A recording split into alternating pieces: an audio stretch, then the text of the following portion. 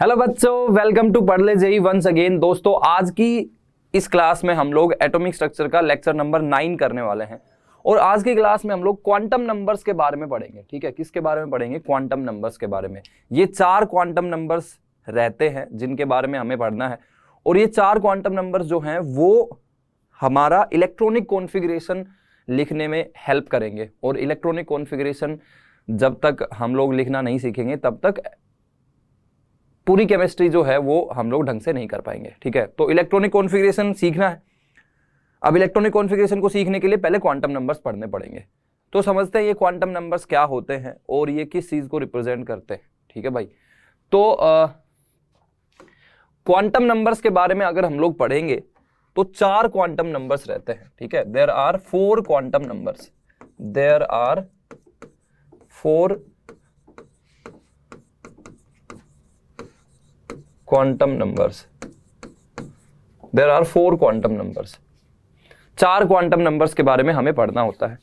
अब 4 quantum number में सबसे पहला जो क्वांटम नंबर है वो है आपका प्रिंसिपल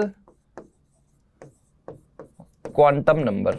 ठीक है जी, principal quantum number. Principal quantum number which is n, which is nothing but n। तो ये जो n है ना, ये बेसिकली अपना सेल नंबर को रिप्रेजेंट करता है। प्रिंसिपल क्वांटम नंबर मतलब आप आराम से ज्यादा दिक्कत भी नहीं होगी आपको, आप कंफर्टेबली इसको समझ लोगे। तो पहला क्वांटम नंबर तो बहुत आसान है। चलो क्वांटम नंबर स्टार्ट करने से पहले मैं एक पहेली पूछता हूं।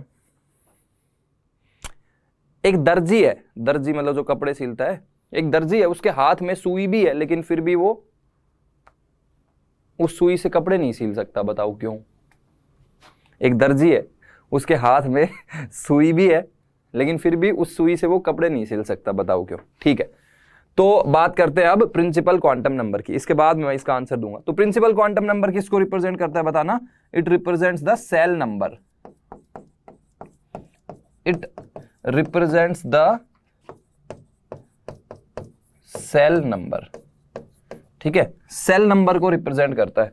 मतलब पहला सेल हो गया तो n इज इक्वल टू 1, दूसरा सेल हो गया तो n इज इक्वल टू 2, तीसरा सेल हो गया तो n इज इक्वल टू 3। अच्छा, अगर सेल नंबर को रिप्रेजेंट कर रहा है तो साइज ऑफ द सेल को भी रिप्रेजेंट करेगा। It also represents the size of shell. अच्छा, जो भी मैं यहां पर लिख रहा हूं वो आपको मेरे साथ साथ में लिखना है। मतलब इसको ऐसा नहीं करना है कि हाँ भाई ठीक है यूट्यूब पे वीडियो चल रही है हम लोग देख लेते हैं, तो भाई साहब 5 दिन बाद में आप सब कुछ भूल जाओगे अगर आपने अपनी नोटबुक में नोट नहीं किया है, साथ साथ में लिख नहीं रहे हो तो। ठीक है भाई, तो ये सेल नंबर को रिप्रेजेंट करेगा, साथ साथ में साइज ऑफ सेल को रिप्रेजेंट करेगा। तो लेट्स से कि ये हमारा न्यूक्लियस है। कौन है भाई साहब? ये न्यूक्लियस है। ठीक है, ये न्यूक्लियस है। न्यूक्लियस स्फेरिकल होता है, ऐसा स्फेरिकल बना दिया। ये n इज इक्वल टू 1, पहली सेल हो गई। थोड़ा गोल नहीं बनी है, दोबारा बनाते हैं। ये n इज इक्वल टू 1 बना देते हैं, ये बना देते हैं छोटा सा। ठीक है, n इज इक्वल टू 1, फिर n इज इक्वल टू 2, फिर n इज इक्वल टू 3, फिर n इज इक्वल टू 4। ऐसा सुना होगा आप लोगों ने, देखा भी होगा, देखा है ना? तो ये पहला सेल है तो इसके लिए प्रिंसिपल क्वांटम नंबर की वैल्यू क्या हो जाएगी? 1। ये दूसरा सेल है तो प्रिंसिपल क्वांटम नंबर की वैल्यू 2। ये तीसरा सेल है तो प्रिंसिपल क्वांटम नंबर की वैल्यू 3। चौथा सेल है तो प्रिंसिपल क्वांटम नंबर की वैल्यू 4। तो प्रिंसिपल क्वांटम नंबर को हम लोग n से रिप्रेजेंट करते हैं। किससे? n से। अच्छा, n की वैल्यू बढ़ेगी तो साइज ऑफ द सेल बढ़ेगा, ऑब्वियस सी बात। अगर n की वैल्यू बढ़ेगी तो साइज ऑफ द सेल क्या होगा? बढ़ेगा। अच्छा, इसमें एक चीज आपने और भी कभी कभी लिखी हुई देखी होगी, इसको हम लोग के सेल बुलाते हैं। के सेल। तो अगर के सेल है इसका मतलब ये क्या है कि उसके लिए प्रिंसिपल क्वांटम नंबर की वैल्यू 1 है।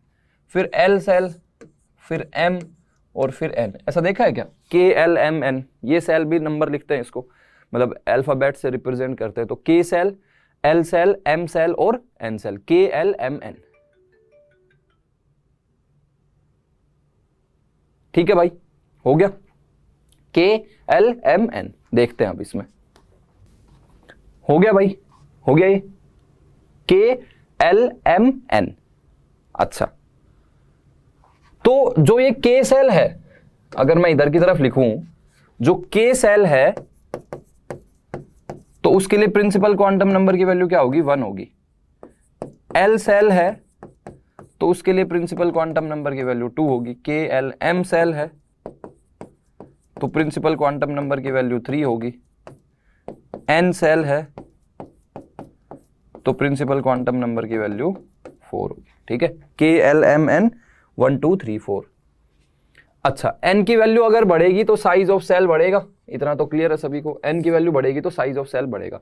अच्छा, N की वैल्यू बढ़ेगी तो एनर्जी भी तो बढ़ेगी, energy of electron present in the shell, energy of electron present in the shell, present in the shell, वो भी क्या होगी? बढ़ेगी। अगर N की वैल्यू इंक्रीज होगा तो energy of the shell present, energy of the electron present in the shell, वो भी क्या होगी? बढ़ेगी। ठीक है, क्योंकि बोर्स मॉडल के हिसाब से आप याद करो तो टोटल एनर्जी कितना रहता है? -13.6 इंटू Z²/n²। टोटल एनर्जी क्या रहता है बोलो? -13.6 इंटू Z²/n²। अब कुछ लोग बोलेंगे सर N की वैल्यू बढ़ाएंगे तो वैल्यू, ये वैल्यू तो कम होगी। हाँ, ये वैल्यू तो कम होगी, ये ओवरऑल वैल्यू भी कम होगी यहां तक, लेकिन एक माइनस लगा हुआ है ना, तो इसलिए टोटल एनर्जी की ओवरऑल वैल्यू क्या होगी? बढ़ेगी। टोटल एनर्जी की ओवरऑल वैल्यू क्या होगी? बढ़ेगी। बात समझ आ गई? ठीक है जी। तो ये N का अपना सिग्निफिकेंस हो गया। N किसको रिप्रेजेंट करेगा? साइज ऑफ सेल को रिप्रेजेंट करेगा, energy of the electron present in the shell को रिप्रेजेंट करेगा, और इससे हम लोग एनर्जी बता सकते हैं, साइज बता सकते हैं। प्रिंसिपल क्वांटम नंबर बहुत आसान है, हम लोग बचपन से इसको पढ़ते भी आए हैं, बस इसका नाम नहीं पता था कि प्रिंसिपल क्वांटम नंबर ही रहता है। आज नाम भी पता चल गया। ठीक है, यहां तक क्लियर है? अब जो सेकंड है वो है अपना, जो सेकंड है वो है अपना एजीमुथल क्वांटम नंबर। एजीमुथल है, ठीक है, एजीमुथल, एजी और कुछ नहीं है। ठीक है, azimuthal quantum number, azimuthal quantum number, azimuthal quantum number which is represented by L, azimuthal quantum number which is represented by L, azimuthal quantum number which is represented by L। ठीक है, अब ये क्या होता है समझने की कोशिश करेंगे। अब अभी तक हमें जो पता है ना उससे हम लोग अब आगे की बात करेंगे। अब थोड़ी सी चीजें ना आपके लिए नई होंगी। जो पहला क्वांटम नंबर पढ़ा है हमने, that is principal quantum number. ये प्रिंसिपल क्वांटम नंबर में आपको अभी तक कोई दिक्कत नहीं हुई क्योंकि आप लोगों ने ये पहले पढ़ा हुआ है। अच्छा, वो जो मैंने पहली पूछी थी कि एक दर्जी के हाथ में सुई है लेकिन फिर भी उससे वो कपड़े नहीं सिल सकता, क्योंकि दर्जी ने ना हाथ में घड़ी पहनी हुई है और उस घड़ी की सुई है। घड़ी में सुई तो होगी ऑब्वियसली, तो इसका मतलब है कि घड़ी की सुई से वो कपड़े तो सिल नहीं सकता है। ठीक है, तो अब हम लोग दूसरी बात करते हैं एजीमुथल क्वांटम नंबर की। मतलब अब यहां से थोड़ी नई चीजें स्टार्ट होंगी आपके लिए। ठीक है ना, क्या होगा? नई चीजें स्टार्ट होंगी। ठीक है भाई, ठीक है। तो अब नई चीजें स्टार्ट होंगी तो थोड़ा सा जो मैं चीजें बताते जाऊं ना, बस उस हिसाब में, उस डायरेक्शन में आप सोचते जाना कि हाँ भाई ऐसा होता है, भाई ऐसा होता है, भाई ऐसा होता है। ठीक है, ऐसा इमेजिन करते जाना।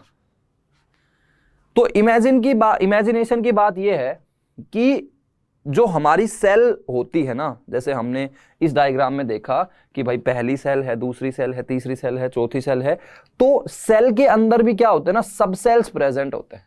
सेल के अंदर क्या प्रेजेंट होते हैं? सब सेल्स प्रेजेंट होते हैं। जैसे मान लो आप लोग दो दोस्त हो और आपके दो दोस्त में से एक दोस्त के पास में या फिर आपके खुद के पास में ही मान लो कि एक बहुत ही बढ़िया सुंदर सा पेन है जो लिखता बहुत अच्छा है। मतलब उस पेन से मतलब आप बहुत ही बेहतरीन राइटिंग लिख सकते हो और मतलब एकदम इतनी बढ़िया राइटिंग, वो पेन को देख के सारी लड़कियां एकदम फिदा हो जाती हैं आप पे और बस वो पेन ही चाहती हैं। अरे पेन मतलब राइटिंग पेन यार, लिखने वाला पेन भाई। ठीक है, तो मतलब वो पेन आपके पास में है। तो आप के दोस्त ने आपसे पूछा कि अरे यार तेरा वो एकदम मैजिकल पेन कहाँ है जो मतलब एकदम सबको मदहोश कर देता है? तो आपने बोला कि घर पे है। ठीक है, आपने बोला घर पे, क्योंकि आप लोग स्कूल में बैठे हुए थे तो आपने क्या बोल दिया कि वो घर पे है। अब आपने तो बोल दिया वो घर पे है, तो उसने बोला नहीं यार, एक काम करूंगा, मैं संडे को आऊंगा और वो पेन मेरे को ना देना, मैं थोड़े दिन यूज़ करना चाहता हूँ, मैं भी कुछ लोगों को इम्प्रेस कर लूँ, तो मैं वो पेन यूज़ करना चाहता हूँ। तो आपका दोस्त फिर क्या आ गया, घर पे आ गया। अब घर तो बहुत बड़ा होगा ना भाई, सिर्फ एक पेन जितना तो घर होगा नहीं, घर तो बहुत बड़ा होगा। तो जब आपका दोस्त आया तो उसने आपसे पूछा कि भाई पेन कहाँ है, तो अब ये थोड़ी ना बोलोगे घर पे है। भाई पहले तो आप लोग स्कूल में थे, जब स्कूल में थे तो आपने बोल दिया कि घर पे है, तो घर एक बड़ा सा बिल्डिंग होगा। अब जब वो बंदा घर पे ही आ गया तो आप ये थोड़ी ना बोलोगे कि घर पे है, आप क्या बोलोगे कि भाई उस वाले कमरे में है। मतलब एग्जैक्टली हो सकता है आप उसको ला के भी दे दो, लेकिन अभी हम लोग स्टेप वाइज चलेंगे। जब वो बंदा घर पे आ गया तो आपने क्या बोला कि यार घर में है और घर में उस वाले कमरे में है। मतलब घर के अंदर क्या होंगे, बहुत सारे कमरे होंगे यार। भाई हो सकता है कि एक कमरा ऐसा होगा जो दादा दादी का होगा, एक कमरा ऐसा होगा जिसमें टीवी वगैरह देखते होंगे सब लोग बैठ के, एक कमरा ऐसा होगा जिसमें मतलब आप खुद पढ़ाई करते होंगे, एक कमरा ऐसा होगा जिसमें सब लोग अलग अलग लोग सोते होंगे। तो मतलब बहुत सारे कमरे हैं ना, तो उन कमरों में से बताना पड़ेगा कि कौन से कमरे में पेन है। बस वैसे ही ये जो एटम है ये तो, या फिर जो ये सेल है वो आपका मान लो घर है, इलेक्ट्रॉन का घर है। तो अब इन सेल के अंदर भी क्या होते हैं, सब सेल्स प्रेजेंट होते हैं। जैसे मैं कंपैरिजन क्या कर रहा हूं, जैसे एक घर के अंदर बहुत सारे कमरे होते हैं, वैसे ही एक सेल के अंदर बहुत सारी सब सेल्स प्रेजेंट होती हैं। तो क्या बोलेंगे, देयर आर सब सेल्स, क्या बोल रहा हूं, सब सेल्स, सब सेल्स, सेल्स का सब पार्ट, देयर आर सब sales present in any cell. There are subcells present in any cell. There are subcells present in any cell. किसी एक सेल में क्या होते हैं, सबसेल्स प्रेजेंट होते हैं। ठीक है भाई,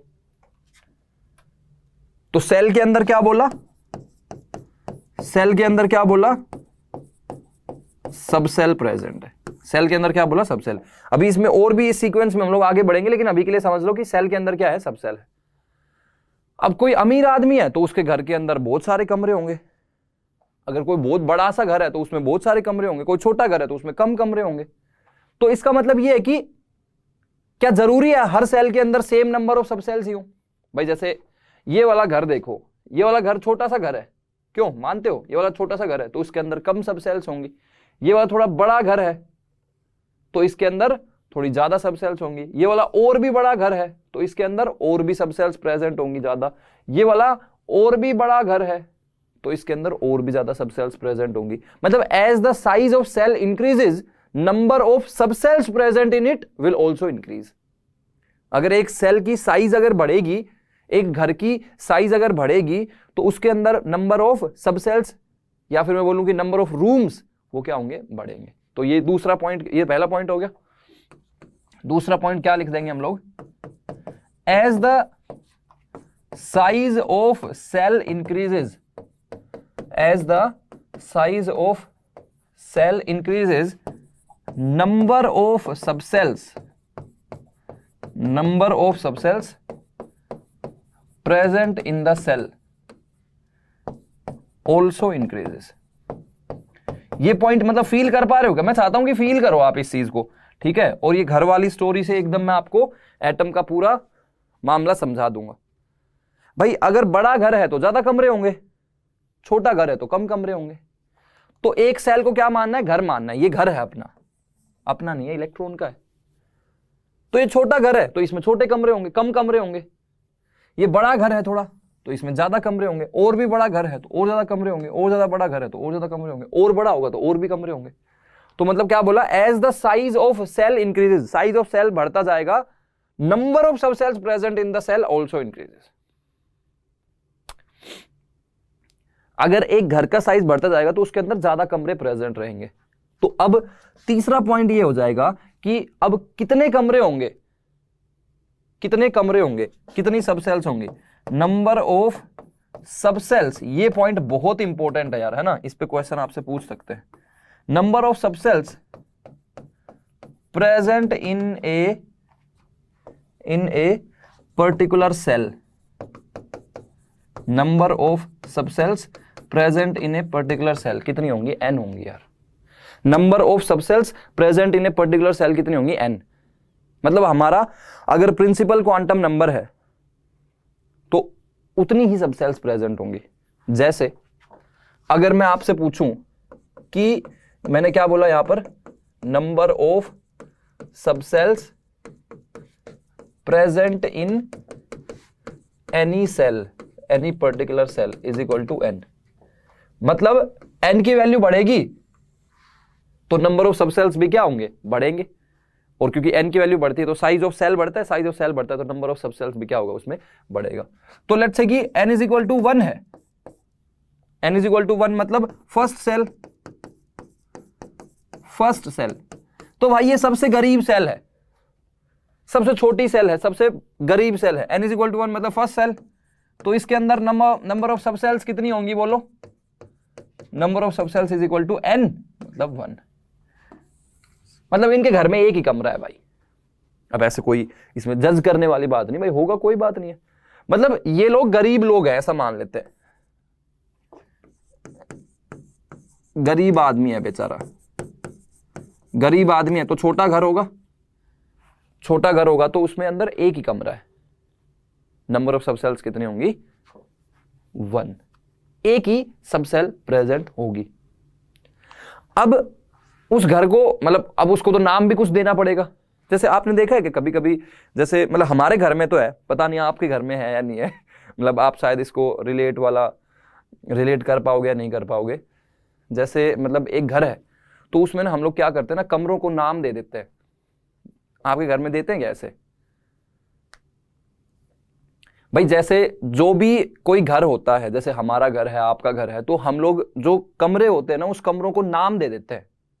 जैसे मेरे घर में ऐसा नाम है, जैसे एक सामने कमरा है तो उसको सामने वाला कमरा बोल देते हैं। एक कमरे में टीवी है तो बोलते हैं कि भाई टीवी वाले कमरे में रखी हुई है। कोई चीज अगर गुम गई है, मैं पूछूंगा मम्मी मेरी शर्ट कहाँ पर है, अरे टीवी वाले कमरे में रखी हुई है। फिर एक कमरे में हमारे यहाँ पे मतलब वो रखी हुई है चक्की, आटा पीसने वाली चक्की, तो कुछ और पूछा होगा तो उसको बोलेंगे भाई चक्की वाले कमरे में। जैसे कोई पुराना वगैरह आइटम होगा, कुछ और चीज होगी, प्लास्टिक की बोतल वगैरह होगी, वो चाहिए होगी तो बोलेंगे कि भाई चक्की वाले कमरे में।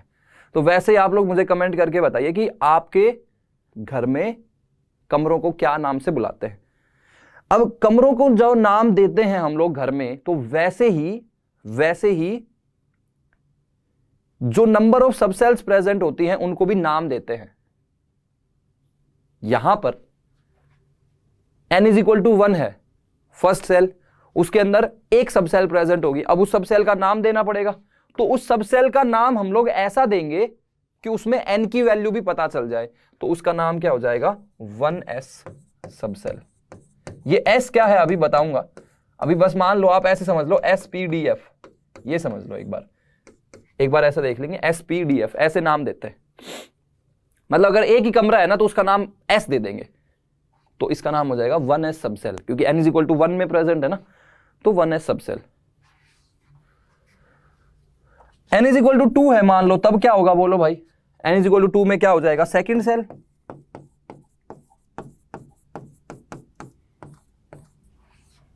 तो इसके अंदर नंबर ऑफ सब सेल्स कितनी प्रेजेंट होंगी बताना यार, नंबर ऑफ सब सेल्स कितने प्रेजेंट होंगे बताइए भाई, बोलो कितनी होंगी यार बताओ। नंबर ऑफ सब सेल्स कितनी होंगी, 2 होंगी। नंबर ऑफ सब सेल्स कितनी होंगी, 2। मतलब इनके घर में 2 कमरे, मिडिल क्लास आदमी है बेचारा, ठीक है। n इज इक्वल टू 2, मतलब उतना गरीब नहीं है, मिडिल क्लास है, आराम से ठीक है, एक छोटी मोटी नौकरी है अपनी, बढ़िया से घर चल रहा है, मिडिल क्लास आदमी है। तो उनके घर में 2 कमरे, अब उन दोनों कमरों को नाम भी देना पड़ेगा। तो यहां पर नाम क्या दे दिया, एक का नाम दे दिया 2s और एक का नाम दे दिया 2p। हम लोगों को जो कमरों का नाम देंगे ना, उस कमरे के नाम में n की वैल्यू जरूर पता होनी चाहिए भाई। घर के सामने लिख देते ना चौहान्स रेजिडेंस हैं, या फिर ऐसे और क्या लिखते हैं, मतलब जोशी हाउस।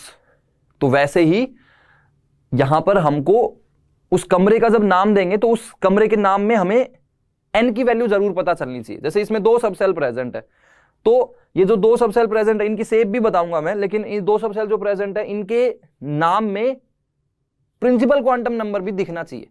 तो एक का नाम हो जाएगा 2s, एक का नाम हो जाएगा 2p, मतलब दिख तो रहा है कि n की वैल्यू इसमें कितनी होगी 2, इसमें कितनी होगी 2 होगी। अच्छा, फिर मान लो n इज इक्वल टू 3 है, तो उसके अंदर n इज इक्वल टू 3 मतलब third shell, n is equal to 3 मतलब थर्ड सेल। तो इसके अंदर नंबर ऑफ सबसेल्स कितनी होंगी बोलो, और उनका नाम क्या होगा। नंबर ऑफ सबसेल्स बताइए और उनका नाम क्या होगा वो बताइए, बोलो भाई क्या नाम होगा, बोलो भाई क्या नाम होगा। अच्छा, नंबर ऑफ सबसेल्स कितने होंगे, नंबर ऑफ सबसेल्स होंगे 3, क्योंकि थर्ड सेल है, n इज इक्वल टू 3 है, तो कितनी सबसेल्स होंगी, 3 सबसेल्स होंगी। इसका नाम हो जाएगा, एक का नाम 3s, एक का नाम 3p और एक का नाम 3d। सही है क्या? अच्छा, मतलब इनके घर में 3 कमरे, तो मतलब ठीक है, आज के दिन किसी के घर में 3 कमरे मतलब बोलेंगे हाँ भाई ठीक ठाक रिच आदमी है, रिच, ठीक है, रिच पर्सन, रिच फैमिली, 3 कमरे वाला घर है यार, बड़ी बात है। ठीक है ठीक है ठीक है ठीक है ठीक है ठीक है। अच्छा, अब मान लो n इज इक्वल टू 4 है, तो मतलब फोर्थ सेल हो गई, क्यों फोर्थ सेल हो गई, फोर्थ सेल हो गई क्या, फोर्थ सेल हो गई, तो उसमें नंबर ऑफ सबसेल्स कितने होंगे, नंबर ऑफ सबसेल्स होंगी 4, और उनका नाम क्या हो जाएगा, पहली का नाम होगा 4s, दूसरी का नाम होगा 4p, तीसरी का नाम होगा 4d, चौथी का नाम होगा 4f। ये 4 सबसेल्स प्रेजेंट होंगी, 4 कमरे प्रेजेंट होंगे। मतलब सिंपल सी बात है, आपको ये याद रखना है SPDF। अगर सिर्फ एक ही कमरा है तो S से शुरू करेंगे उसका नाम, अगर 2 कमरे हैं तो पहले का S से शुरू करेंगे, दूसरे का P से शुरू करेंगे। अगर 3 कमरे हैं तो पहले का S से शुरू करेंगे, दूसरे का P से शुरू करेंगे, तीसरे का D से शुरू करेंगे। अगर 4 कमरे तो पहले का S से शुरू करेंगे, दूसरे का P से शुरू करेंगे, तीसरे का D से शुरू करेंगे, चौथे का F से शुरू करेंगे। ठीक है, तो नाम समझ में आ गया। अब इनके घर में तो 4 कमरे हैं भाई, ये तो अल्ट्रा रिच है, एकदम अल्ट्रा रिच, एकदम मतलब अलग लेवल वाले रिच है। 4 कमरे हैं, मतलब एकदम कोठी है इनकी, तो कोठी है एकदम। अच्छा, मान लो n इज इक्वल टू 5 है, तब क्या होगा, तब तो 5th सेल हो जाएगा, और 5th सेल है तो नंबर ऑफ सबसेल्स कितनी होंगी, नंबर ऑफ सबसेल्स हो जाएंगी 5। अब इनका नाम रखना है, तो पहली वाली का नाम तो 5s होगा, पहले वाले कमरे का, फिर 5p, फिर 5d, फिर 5f और फिर 5g आ जाएगा, 5f के बाद में 5g। ठीक है, वैसे तो SPDF ही होता है, लेकिन अगर जरूरी हुई तो GHI भी चला लेंगे हम लोग, तो 5G हो जाएगा। ठीक है, तो अब इसको थोड़ा सा समरी के हिसाब से समझते हैं। तो क्या मैंने पॉइंट बोला है कि जैसे हमारे घरों में जो कमरे होते हैं, हम लोग उनको नाम दे देते हैं।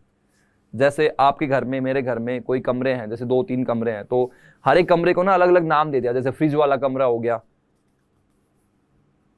हमारे घर में ऐसे एक कमरा इधर है, एक इधर है, एक इधर है। तो सामने वाला कमरा हो गया, वो छोटा है थोड़ा, जिसमें मंदिर की पूजा रखते हैं, तो वो सामने वाला कमरा हो गया। एक कमरे में आटा पीसने वाली चक्की रखी हुई है, तो उसको चक्की वाला कमरा। मम्मी पानी की बोतल कहाँ रखी हुई है, अरे चक्की वाले कमरे में देख। मम्मी मेरी शर्ट कहाँ गई, जल्दी दो, स्कूल के लिए लेट हो रहा है, अरे टीवी वाले कमरे में देख। तो जैसे कमरों के नाम दे देते हैं ना, वैसे ही जो सबसेल्स प्रेजेंट होती हैं एक सेल के अंदर, उन सेल के अंदर प्रेजेंट जो सबसेल्स होती हैं उनका भी नाम दिया जाता है SPDF। अगर एक ही सबसेल प्रेजेंट है तो उसका नाम हम लोग देंगे S सबसेल। अगर 2 सबसेल प्रेजेंट है तो पहली का नाम S सबसेल, दूसरी का नाम P सबसेल। अगर 3 सबसेल्स प्रेजेंट है तो पहली का नाम S सबसेल, दूसरी का नाम P सबसेल, तीसरी का नाम D सबसेल। अगर 4 सबसेल्स प्रेजेंट है तो पहली का नाम S subshell, P subshell, D subshell और F सबसेल होगी। Number of subshells present in a particular cell कितनी होंगी, N होंगी। ठीक है, ठीक है भाई, यहां तक बात समझ में आ गई आपको, यहां तक बात समझ में आ गई। अच्छा जी, अब ये नाम भी दे दिया, तो अब मान लो आप आए हो, हम लोग फिर से उसी स्टोरी पे आते हैं कि आपके पास में एकदम जबरदस्त वाला पेन है जिसको देख के सब लोग इंप्रेस हो जाते हैं। तो आपने आपके दोस्त ने आपसे पूछा कि यार वो तेरा पेन कहाँ है, मुझे चाहिए, तो आपने बोला घर पे है। तो स्कूल में प्रेजेंट थे आप लोग, तो आपने बोल दिया ठीक है घर पे है, चल जाएगा। लेकिन जब वो बंदा घर पे आ गया तो अब आपको बताना पड़ेगा कि यार वो पेन जो है वो कहाँ है। तो आप बोलोगे कि यार फ्रिज वाले कमरे में रखा हुआ है। मतलब जब घर के बाहर हो तो आप बोल सकते हो कि हाँ घर में है, लेकिन जब आप घर में ही आ गए हो तो फिर आपको पर्टिकुलरली किसी कमरे का नाम बताना पड़ेगा। तो आपने बोला कि हाँ फ्रिज वाले कमरे में रखा हुआ है। वही फ्रिज वाले कमरे में कहाँ होगा उस पर भी बात करेंगे। तो वैसे ही वैसे तो हम लोग बोलते हैं कि इलेक्ट्रॉन जो है वो सेल के अंदर प्रेजेंट है। जब हम लोग एटम के बाहर ऐसे यहां पर खड़े हैं, मान लो हम लोग, ठीक है ऐसे, तो हम लोग बोलेंगे इलेक्ट्रॉन कहाँ है, तो बोलोगे सेल के अंदर है। लेकिन जब आप एटम के अंदर ही आ जाओगे तो सेल के अंदर भी क्या है, सब सेल्स प्रेजेंट है। तो आपको बताना पड़ेगा कि कौन सी सब सेल के अंदर इलेक्ट्रॉन प्रेजेंट है। क्या बोल रहा हूं, कौन सी सब सेल के अंदर इलेक्ट्रॉन प्रेजेंट है, कौन सी सब सेल के अंदर इलेक्ट्रॉन प्रेजेंट है। समझ रहे हो क्या? और एक पर्टिकुलर सेल में कितनी सब सेल्स होती हैं, एक पर्टिकुलर सेल में कितनी सब सेल्स होती हैं, n सब सेल्स होती है। एक पर्टिकुलर सेल में कितनी सब सेल्स होती हैं, n होती है। तो उनको नाम भी दे दिया मैंने, s p d f। चलो एक क्वेश्चन करता हूं, एक क्वेश्चन बताना, ट्रू या फॉल्स बताना है, ठीक है। आपको क्या बताना है, ट्रू या फॉल्स बताना है। पहला स्टेटमेंट है S subshell is present in every cell। True है या फॉल्स है? पहला statement, S subshell is present in every shell. देखो एक बार, ये बोल रहा है कि हर एक सेल में S सब सेल तो प्रेजेंट होगा ही होगा। बिल्कुल सही स्टेटमेंट है भाई, S सब सेल से तो शुरू ही होता है। तो मतलब अगर एक भी कमरा प्रेजेंट है तो उसका नाम S ही रखेंगे। पहला कमरा है तो S से शुरू होगा उसका नाम, दो कमरे हैं तो पहले का S से दूसरे का P से। तो देखो ना, जैसे पहले वाले में देखोगे फर्स्ट सेल है तो उसके अंदर एक ही सब सेल प्रेजेंट होगा और उसका नाम क्या होगा, 1s। तो S सब सेल तो हो ही गया। इसमें दो कमरे हैं तो दोनों का नाम रखेंगे तो पहले का S से ही शुरू करेंगे, मतलब इसका 2s और इसका 2p। बात समझ आ रही है? तीसरे वाले की बात करेंगे तो 3 सब सेल्स प्रेजेंट है, तो उसके अंदर 3 सब सेल्स प्रेजेंट है, 3 कमरे हैं, तो पहले का नाम 3s से शुरू करेंगे, फिर 3p और फिर 3d। मतलब S सब सेल तो हर किसी में प्रेजेंट है। देख पा रहे हो क्या, S सब सेल तो हर किसी में ही प्रेजेंट है। तो क्या बोला, S subshell is present in every shell. This is absolutely true statement. बोलो हाँ या ना, सही है क्या? अच्छा, फिर दूसरी बात करते हैं, D subshell is present in every shell. ये स्टेटमेंट ट्रू होगा या फॉल्स होगा? D subshell is present in every shell, ये स्टेटमेंट ट्रू होगा या फॉल्स होगा? सोच के देखो। ये बोल रहा है कि भाई कोई भी सेल प्रेजेंट हो उसमें डी सब सेल तो होगा ही होगा। बताओ क्या होगा, ट्रू है या फॉल्स है? बिल्कुल फॉल्स स्टेटमेंट है। मानते हो क्या फॉल्स है? अरे बिल्कुल फॉल्स है यार, क्यों है बताना। बिल्कुल फॉल्स स्टेटमेंट है, क्यों है बताना फॉल्स। आज तो मेरी हथेली में खुजली चल रही है, पता नहीं कुछ पैसे आएंगे या जाएंगे, समझ नहीं आ रहा, लेकिन ठीक है। D subshell is present in every shell, बिल्कुल फॉल्स है। देखो भाई, अगर n इज इक्वल टू 1 की बात करेंगे तो उसमें एक ही सब सेल प्रेजेंट है। अब एक ही है तो उसका नाम S रखना पड़ेगा, D कहां से आ जाएगी। अगर n इज इक्वल टू 2 की बात करेंगे, n इज इक्वल टू 2 की बात करेंगे तो उसमें 2 कमरे होंगे, तो पहले का नाम 2s, दूसरे का नाम 2p, उसमें भी 2d नहीं है। तो अगर मेरे को D सब सेल चाहिए तो D सब सेल का अगर आपको नाम रखना है, अगर D सब सेल आपको नाम रखना है तो भाई कम से कम 3 कमरे होने चाहिए। तीसरे नंबर पे उसका प्रेफरेंस आएगा। पहला अगर एक ही कमरा है तो S से शुरू करेंगे, 2 कमरे तो S और P से शुरू हो जाएगा। अगर आपको D सब सेल नाम रखना है तो भैया 3 बच्चे करने पड़ेंगे कम से कम, घर में 3 कमरे होने चाहिए, तब जाके D का नाम आएगा। मानते हो कि नहीं मानते हो? तो भाई n is equal to 1 and n is equal to 2, n is equal to 1 में 1s present, n is equal to 2 में 2s और 2p प्रेजेंट। क्या 2d प्रेजेंट होता है? नहीं होता है। क्या 1d प्रेजेंट होता है? नहीं होता है। तो मतलब D subshell is present in every shell बिल्कुल गलत स्टेटमेंट हो जाएगा। अच्छा, तो अगर मुझे D सब सेल चाहिए तो n की मिनिमम वैल्यू क्या होनी चाहिए बताना। Find out minimum value of n for which D subshell will exist. n की मिनिमम वैल्यू क्या होगी जिसके लिए डी सब सेल एग्जिस्ट करेगा? n is equal to 3। क्योंकि देखो n इज इक्वल टू 1 में 1s सब सेल, तो d तो नहीं आया। n इज इक्वल टू 2 में 2s और 2p, इसमें भी d नहीं आया। पहली बार जो d सब सेल हमें दिखाई दे रहा है वो इसमें दिखाई दे रहा है, बोलो हाँ या ना। पहली बार जो डी सब सेल हमें दिखाई दे रहा है वो इसमें दिखाई दे रहा है, n इज इक्वल टू 3 में। अच्छा, फिर बाकी तो सब में दिखेगा। एक बार डी सब सेल हमें दिखने लग गया तो बाकी तो फिर सब में दिखेगा। जैसे 4d में भी d दिख रहा है, 5 में भी 5d दिख रहा है, तो फिर तो दिखने लग जाएगा। लेकिन मिनिमम वैल्यू ऑफ n क्या होगा? n इज इक्वल टू 3 होगा।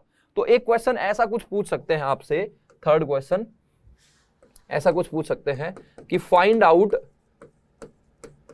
Minimum value of n, find out minimum value of n for d सब cell to exist. Find out minimum value of n for d सब cell to exist, और उसमें n is equal to क्या आ जाएगा? 3। Minimum value 3 होगी, मतलब हमको पहली बार जो d सब सेल दिखेगा वो n इज इक्वल टू 3 में दिखेगा। उसके बाद वाली जितनी भी सेल्स होंगी उनमें तो दिखेगा ही दिखेगा, लेकिन पहली बार जो हमें डी सब सेल दिखेगा वो n इज इक्वल टू 3 में दिखेगा। बात समझ आई? मतलब n इज इक्वल टू 3 में तो डी सब सेल दिखेगा ही दिखेगा। n इज इक्वल टू 4 में दिखेगा कि नहीं दिखेगा? बिल्कुल दिखेगा। n इज इक्वल टू 5 में बिल्कुल दिखेगा। बात समझ आ रही है? तो अब इस हिसाब से आप मेरे को एक क्वेश्चन का आंसर कर दो। फोर्थ क्वेश्चन है कि find out minimum value of n for f सब सेल टू एग्जिस्ट। इसका आंसर बताना। अगला क्वेश्चन करेंगे, फाइंड आउट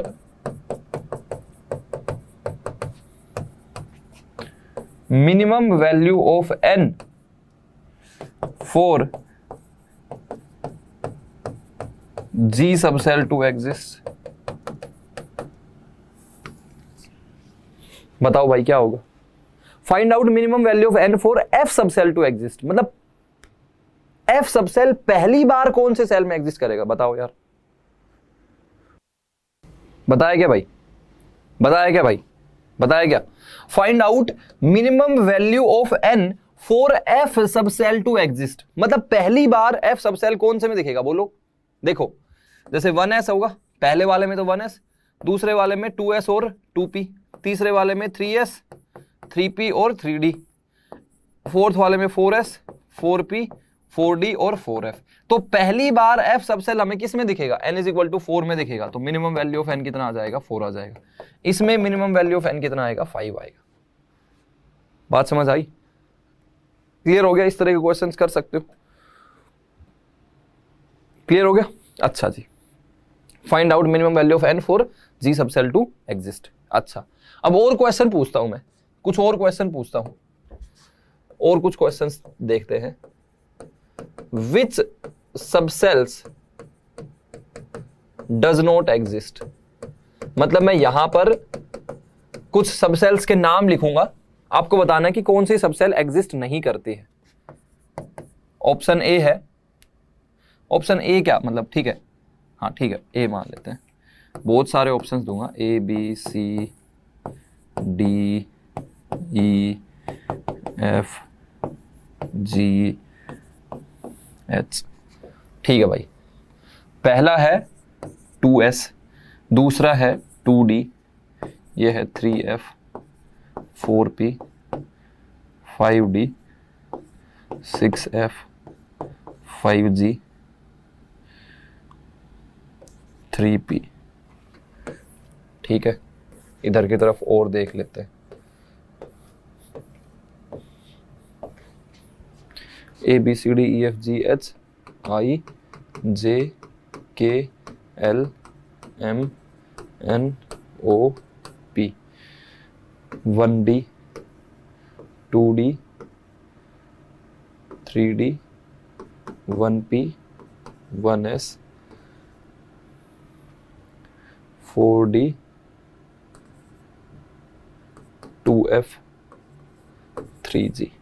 कौन सी वाली सब सेल्स एग्जिस्ट नहीं करती हैं बताना है आपको, सोच के देख लो भाई, कौन सी वाली सब सेल एग्जिस्ट नहीं करेंगी, कौन सी वाली सब सेल एग्जिस्ट नहीं करेंगी। तो आप इधर की तरफ लिख लो, देखो सबसे पहला है 1 तो इसमें लिख लिया 1s, फिर है 2 तो लिख लिया 2s और 2p, क्यों, यही तो सब सेल्स होंगी। फिर है 3 तो 3s 3p और 3d, फिर है 4 तो 4s 4p 4d और 4f, क्यों। फिर है 5 तो लिख लिया 5s 5p 5d 5f 5g। फिर 6s है 6p 6d 6f 6g 6h, ऐसे चलता जाएगा यार, है ना, 7s 7p ऐसे नंबर ऑफ सब सेल्स के हिसाब से। तो पहले देखो 2s एग्जिस्ट करेगा कि नहीं करेगा भाई, s सब सेल तो जितनी भी होंगी, s सब सेल तो हर किसी में एग्जिस्ट करेगा, तो 2s पे टिक कर दो, s वाले तो सारे ऑप्शन पे टिक कर दो। नहीं, विच सब सेल्स डज नॉट एग्जिस्ट, हमको बताना है कि कौन सी वाली एग्जिस्ट नहीं करेंगी, तो s वाली तो एग्जिस्ट करेंगी, ठीक है। कौन सी वाली एग्जिस्ट नहीं करेगी, अच्छा 2D एग्जिस्ट करती है क्या, बोलो 2D एग्जिस्ट करती है क्या, देखो एक बार, अगर n इज इक्वल टू 2 है तो दो सब सेल्स होंगी, एक का नाम 2s एक का नाम 2p, तो 2D कहां से आ गई, मतलब ये एग्जिस्ट नहीं करेगी, तो this will be correct answer, B पे टिक करना है। विच सब सेल डज नॉट एग्जिस्ट, तो 2D एग्जिस्ट नहीं करेगा। अच्छा 3f देखो, तो n इज इक्वल टू 3 है, 3s में n इज इक्वल टू 3 है, तो n इज इक्वल टू 3 है तो उसमें तीन सब सेल्स होंगी, तो एक का नाम 3s एक का नाम 3p एक का नाम 3d, तो 3f तो एग्जिस्ट नहीं करेगा, 3f तो एग्जिस्ट नहीं करेगा, तो ये आंसर भी आ जाएगा। 4 है n is equal to 4, 4p की बात करनी है, एग्जिस्ट करेगा कि नहीं करेगा, देखो खुद, बिल्कुल करेगा भाई, n इज इक्वल टू 4 है तो चार सब सेल्स होंगी, एक का नाम 4s एक का नाम 4p एक का नाम 4d एक का नाम 4f, तो बिल्कुल ये बिल्कुल एग्जिस्ट करेगा, तो 4p पे टिक नहीं करना है, 4p पे टिक नहीं करना है, 4p पे टिक नहीं करना है। अच्छा जी, और आगे बोलो, 5d बिल्कुल एग्जिस्ट करेगा, 6f बिल्कुल एग्जिस्ट करेगा, 5g बिल्कुल एग्जिस्ट करेगा, 3p बिल्कुल एग्जिस्ट करेगा, 1d ये वाला भी एग्जिस्ट नहीं करेगा, क्यों, अरे 1d कहां से एग्जिस्ट करेगा भाई, दिस डज नॉट एग्जिस्ट, क्योंकि n इज इक्वल टू 1 है तो उसमें एक ही सबसेल होगा, और एक ही सबसेल है तो उसका नाम क्या होगा, 1s होगा, 1d कहां से आ जाएगा। 2d ये भी एग्जिस्ट नहीं करेगा, अगेन ये 2d वाला तो फिर से ही लिख दिया मैंने, 3d ये एग्जिस्ट करेगा, 1p ये वाला एग्जिस्ट नहीं करेगा, क्यों, 1p एग्जिस्ट नहीं करेगा, 1s एग्जिस्ट करेगा, 4d एग्जिस्ट करेगा, 2f ये एग्जिस्ट नहीं करेगा, 2f इस पे भी टिक कर देंगे, 3g ये भी एग्जिस्ट नहीं करेगा। तो अगर हमसे क्वेश्चन में पूछा कि भाई कौन सी वाली सब सेल एग्जिस्ट नहीं करती हैं या कौन सी वाली सब सेल एग्जिस्ट करती हैं, तो कर दोगे, इस तरह के क्वेश्चन कर दोगे ना। अच्छा, अब उसके बाद में हम लोग एक और चीज करते हैं, सेल के अंदर क्या होती है, सब सेल्स प्रेजेंट होती है, एक घर के अंदर जैसे कमरे होते हैं वैसे ही हर एक सेल के अंदर क्या होती है, सब सेल्स प्रेजेंट होती हैं, और वो जो सब सेल्स है उनका नाम कैसे देते हैं वो तो मैंने समझा दिया, लेकिन हम लोग उनको एक नंबर भी अलोकेट करते हैं, क्या करते हैं, एक नंबर भी अलोकेट करते हैं, और उस नंबर को जो हम लोग बोलते हैं वो बोलते हैं एजीमुथल क्वांटम नंबर। क्या बोलते हैं, एजीमुथल क्वांटम नंबर, अरे एजीमुथल क्वांटम नंबर, ठीक है। तो क्या बोल देंगे, जो अपना दूसरा क्वांटम नंबर था एजीमुथल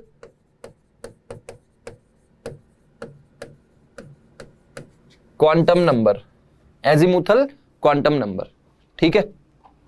तो जो ये एजीमुथल क्वांटम नंबर है इसको हम लोग क्या बोलते हैं, एल बोलते हैं, एजीमुथल क्वांटम नंबर को क्या बोलते हैं, एल, एजीमुथल क्वांटम नंबर को क्या बोलते हैं, एल। और ये क्या नंबर है, this is a number given to the subshells, shell को कौन सा नंबर देते हैं, प्रिंसिपल क्वांटम नंबर, ये उसका छोटा चेला है, तो this is number given to subcells present in a cell, subcells present in a cell, this is a number given to subcells present in a cell। अच्छा, तो नेम ऑफ सबसेल मैं इधर लिख लेता हूं,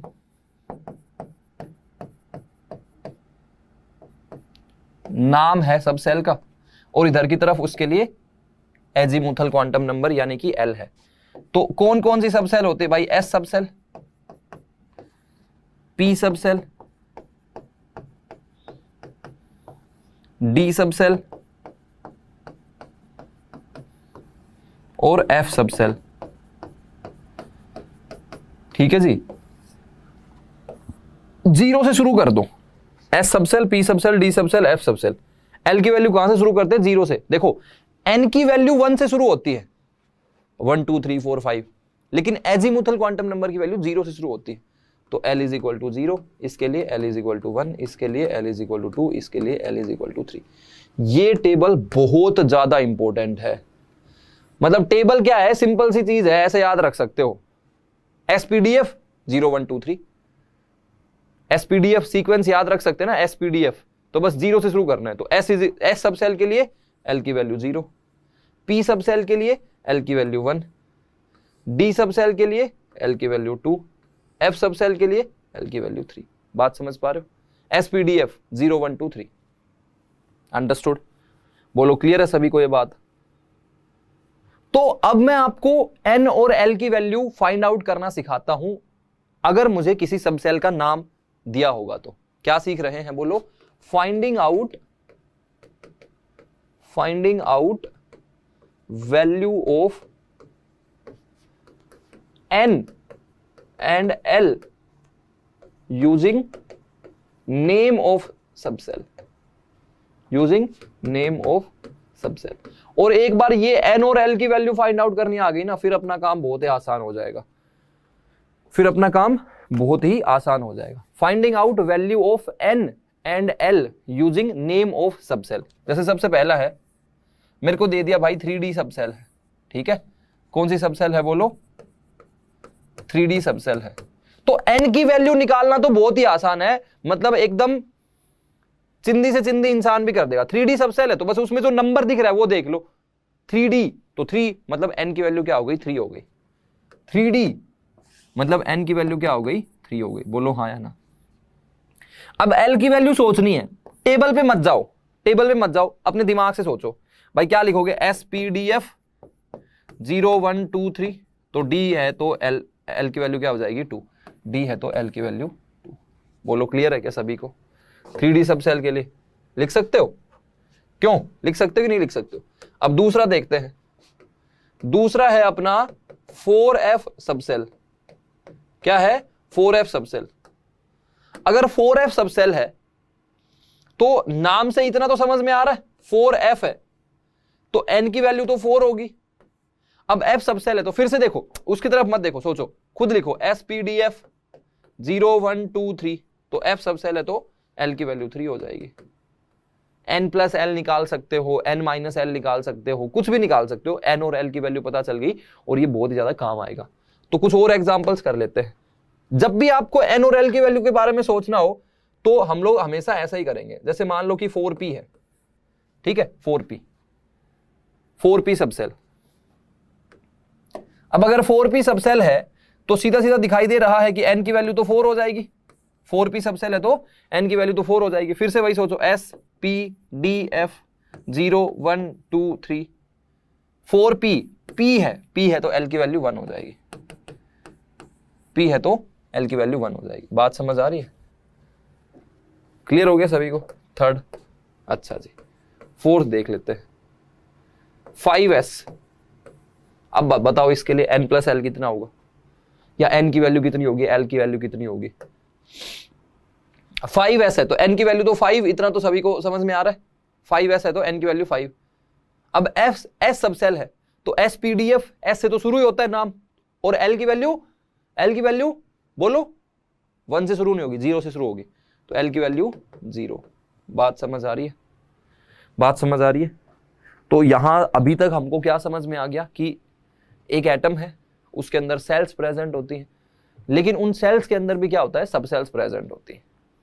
उन सब सेल्स का नाम जो होता है वो हम लोग SPDF से रखते हैं, लेकिन उनको हम लोग एक नंबर भी एलोकेट करते हैं, और वो नंबर जो है उसको हम लोग एजीमुथल क्वांटम नंबर बोलते हैं, जिसकी वैल्यू 0 1 2 3 हो सकती है। S सब सेल के लिए उसकी वैल्यू 0 होती है, S सब सेल के लिए 0 होती है, P सब सेल के लिए 1, D सब सेल के लिए 2, F सब सेल के लिए 3। ठीक है, तो नंबर ऑफ सब सेल्स कितनी होंगी ये भी मैंने बता दिया। एक सेल के अंदर सब सेल्स कितनी प्रेजेंट होंगी, नंबर ऑफ सब sales present in a shell कितनी होंगी, n होंगी कि नहीं होंगी, नंबर ऑफ सब sales present in a shell. और हर एक सब सेल के लिए नाम होगा कि नहीं होगा, अरे भाई हर एक सब सेल है तो उसका कुछ नाम होगा। जैसे n इज इक्वल टू 1 है, n इज इक्वल टू 1 है तो उसके अंदर एक ही सब सेल प्रेजेंट होगी, एक सब सेल प्रेजेंट होगी और उसका नाम क्या होगा, 1s होगा। भाई मान लो n इज इक्वल टू 2 है तो उसके अंदर कितनी सब सेल प्रेजेंट होंगी, 2 सब सेल्स प्रेजेंट होंगी, उसका नाम हो जाएगा 2s और 2p। n is equal to 3 है तो इसके अंदर कितनी सब सेल प्रेजेंट होंगी, 3 सब सेल्स प्रेजेंट होंगी, एक का नाम 3s, एक का नाम 3p, एक का नाम 3d।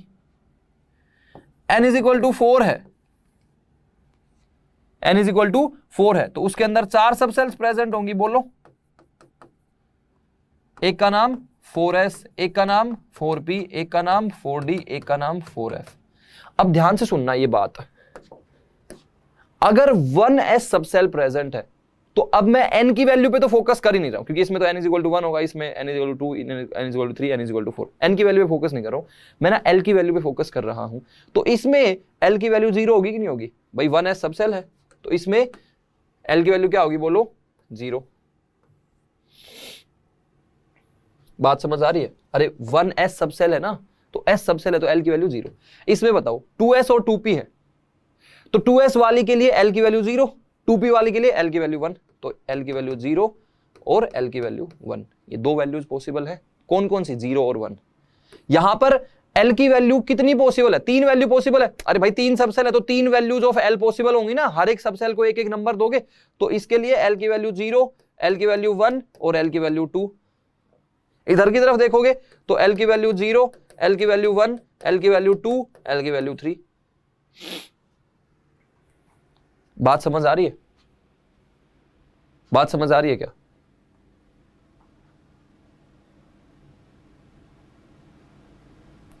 तो एक सवाल है आपसे, क्या है, एक सवाल है,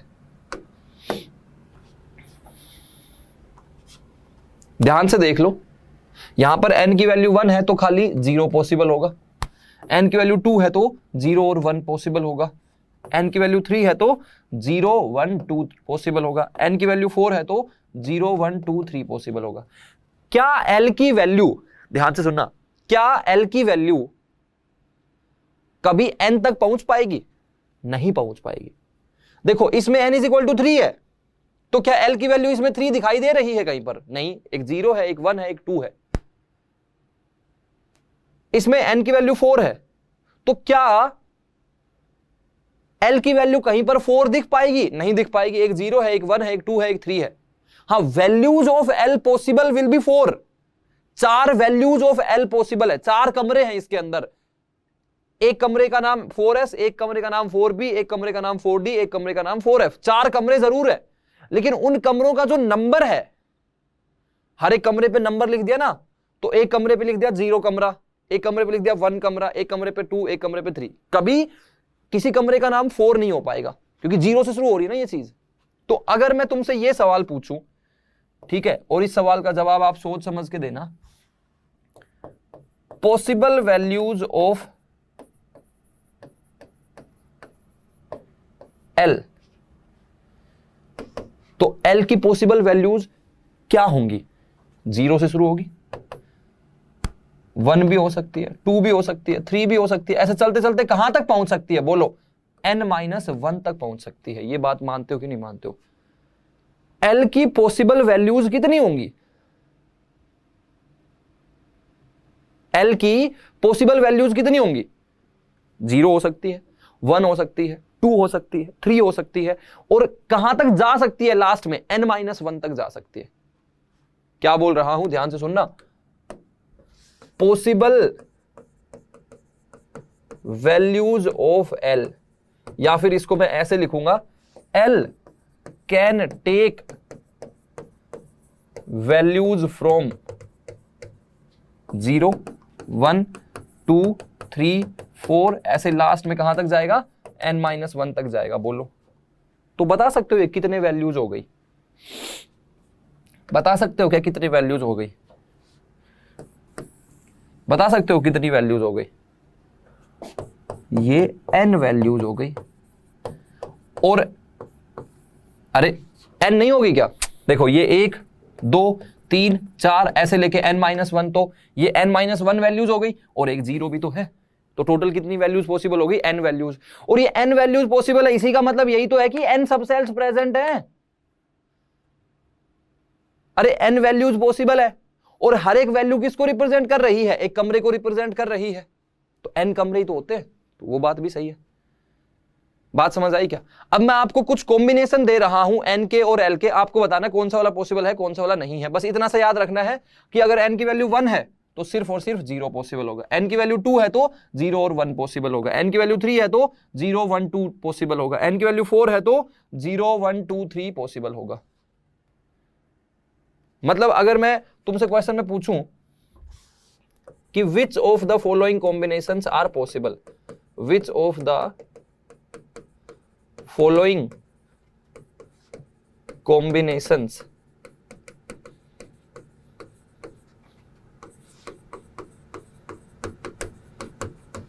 are possible, which of the following combinations are possible. पहला है n इज इक्वल टू 4 और l इज इक्वल टू 4। क्या ये कॉम्बिनेशन पॉसिबल है? क्या आपको लगता है n इज इक्वल टू 4 है और l की वैल्यू भी 4 है, तो क्या ये पॉसिबल है? This is not at all possible. क्यों भाई? अगर n की वैल्यू 4 है, ध्यान से सुनना, n की वैल्यू 4 है तो l की वैल्यू 0 हो सकती है, 1 हो सकती है, 2 हो सकती है, 3 भी हो सकती है, मैक्सिमम 3 हो सकती है, 4 तक कभी भी नहीं जाएगी। So this is not at all possible. बात समझ आई भाई? n की वैल्यू अगर 4 है तो l की वैल्यूज कौन कौन सी पॉसिबल होंगी? 0 1 2 3, यही तो पॉसिबल होंगी। ये हो जाएगा 4s, ये हो जाएगा 4p, ये हो जाएगा 4d और ये हो जाएगा 4f। Clear? Getting my point? कैसा मैं समझाना चाह रहा हूं आपको, समझ में आ रहा है क्या? दूसरा बात करते हैं, n is equal to 2, l की वैल्यू 0। क्या ये पॉसिबल है? क्या ये पॉसिबल है? n is equal to 2, l is equal to 0, क्या ये पॉसिबल है? बोलो। ये बिल्कुल पॉसिबल है, बिल्कुल पॉसिबल है। कैसे भाई? अगर n की वैल्यू 2 है तो l की वैल्यू कौन कौन सी पॉसिबल होंगी? एक 0 पॉसिबल होगी, एक 1 पॉसिबल होगी। क्यों? ये 0 वाली तो हो गई 2s और 1 वाली हो गई 2p, तो 2s और 2p तो पॉसिबल होंगी, बिल्कुल पॉसिबल है। समझ में आ रहा है? क्लियर हो रहा है क्या मैं किस डायरेक्शन में जाने की कोशिश कर रहा हूं? नोट करो। चलो अगला क्वेश्चन करते हैं, चलो अगला क्वेश्चन करते हैं, तीसरा देखते हैं। हमको वही बताना है कौन से वाले कॉम्बिनेशन पॉसिबल है। ठीक है, तीसरा देखते हैं। n is equal to 3, l is equal to 2, बताना है पॉसिबल है या नहीं है। फोर्थ है n is equal to 1, l is equal to 1। Fifth है n is equal to 2, l is equal to 3। Sixth है n is equal to 4, l is equal to 3।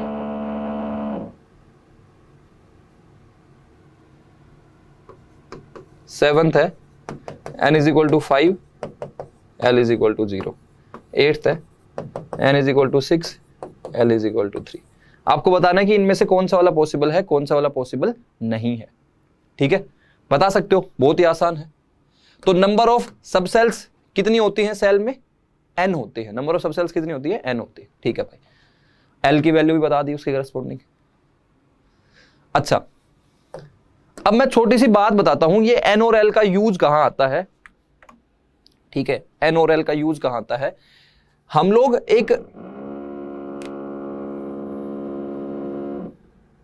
हम लोगों से एक सवाल पूछा जाता है और वो होता है ऑर्बिटल एंगुलर मोमेंटम। ठीक है, ध्यान से सुनना, ऑर्बिटल एंगुलर मोमेंटम है ये, ऑर्बिट एंगुलर मोमेंटम नहीं है, ऑर्बिटल एंगुलर मोमेंटम। और उसकी वैल्यू होती है l इंटू l प्लस 1 का अंडर रूट h/2 ध्यान से सुनना, क्या है बोलो ये? Orbital angular momentum. Orbit angular momentum अलग होता है, वो nh/2 होता है। कौन सा होता है वो? Orbit angular momentum. Orbit angular momentum वो क्या होता है बोलो? nh/2 वो अलग चीज है, ये ऑर्बिटल एंगुलर मोमेंटम है। क्या है? Orbital angular momentum. Orbit angular momentum की वैल्यू nh/2 होती है, जो हमने बोर्स मॉडल में भी पढ़ी थी। बोर्स मॉडल वाला ही है एंगुलर मोमेंटम, mvr nh/2r। लेकिन जो ऑर्बिटल एंगुलर मोमेंटम है ना, उसकी वैल्यू क्या होती है? l+1 का √h/2। ठीक है, तो ये ऑर्बिटल एंगुलर मोमेंटम किस पे डिपेंड करता है? खाली l की वैल्यू पे डिपेंड करता है। तो एक बार चेक कर लेते हैं यार कि कौन सी सब सेल के लिए क्या आएगा। तो हम लोग अगर ऑर्बिटल एंगुलर मोमेंटम की बात करेंगे, किसकी बात करेंगे बोलो? Orbital angular momentum. देखो ऑर्बिट नहीं है, मैं फिर से बता रहा हूं, ऑर्बिटल एंगुलर मोमेंटम कितना आएगा? l+1 का √ और इंटू h/2। अच्छा, h/2 को कहीं कहीं जगह पे h बार भी लिखा रहता है। ये जो h/2 होता है, इसको h बार भी लिखा रहता है। तो पहला है हमको बताना है orbital angular momentum for s subshell. s subshell के लिए क्या होगा? Orbital angular momentum for s subshell. अगर s सबसेल के लिए देखोगे तो s सबसेल है तो भाई SPDF। देखो SPDF 0 1 2 3। तो orbital angular momentum for s subshell है तो l की वैल्यू 0 हो गई। तो ऑर्बिटल एंगुलर मोमेंटम कितना आ गया? l into l+1। l की वैल्यू 0 रख दोगे तो 0 इंटू 0+1 1, उसका √ इंटू h/2। अब 0 इंटू 1 करोगे तो 0 आ जाएगा ना यार। तो orbital angular momentum for s subshell क्या आएगा? 0 आएगा। Orbital angular momentum for s subshell क्या आएगा? 0। अब वो भले ही 1s सबसेल हो, भले ही 2s सबसेल हो, भले ही 3s सबसेल हो, भले ही 4s सबसेल हो, कोई भी सबसेल हो, ऑर्बिटल एंगुलर मोमेंटम, ओम लिख देते हैं हम लोग। क्या लिख देते हैं? ओम, OAM। ऑर्बिटल एंगुलर मोमेंटम की वैल्यू क्या आएगी? 0 आएगी। बोलो क्लियर है क्या सभी को? Orbital angular momentum for s subshell क्या आएगा? 0। अब दूसरा बताओ, orbital angular momentum for p subshell. Orbital angular momentum for p subshell. Orbital angular momentum for p subshell. अब p सबसेल है तो बताओ क्या होगा? l की वैल्यू 1 होगी, हाँ या ना बोलो? Orbital angular momentum for p subshell, l की वैल्यू 1। तो ओम की वैल्यू क्या आएगी? OAM, ऑर्बिटल एंगुलर मोमेंटम क्या होगा? l इंटू l+1 का √ h/2। तो l की वैल्यू 1 है, इंटू l+1 2 है, और उसका √ भी करना है। तो √2 इंटू h/2 हो जाएगा कि नहीं हो जाएगा? √2 इंटू h/2। अच्छा, मैंने काफी बार बताया कि ये जो h/2 होता है, इसको h बार भी लिखा रहता है कहीं कहीं पर, h bar is equal to h/2 है ना। तो इसको हम लोग √2 h बार भी लिख सकते हैं। अच्छा, अगर इसको थोड़ा और सिंप्लीफाई करने की कोशिश करो तो √2 इंटू h/2 है, तो 2 को √2 इंटू √2 लिख लो। एक √2 से एक √2 कैंसिल आउट होगा, तो वैल्यू h/√2 हो जाएगी। ये भी अपना सही आंसर है, ये भी अपना सही आंसर है, ये भी अपना सही आंसर है एक ही चीज ही, बस उसको अलग अलग तरीके से लिखा है। नोट करो यार, नोट कर लिया? नोट कर लिया भाई सभी ने? तो थर्ड देखते हैं अब थर्ड देखते हैं। तो थर्ड आप लोग खुद से फाइंड आउट करेंगे, orbital angular momentum for D subshell.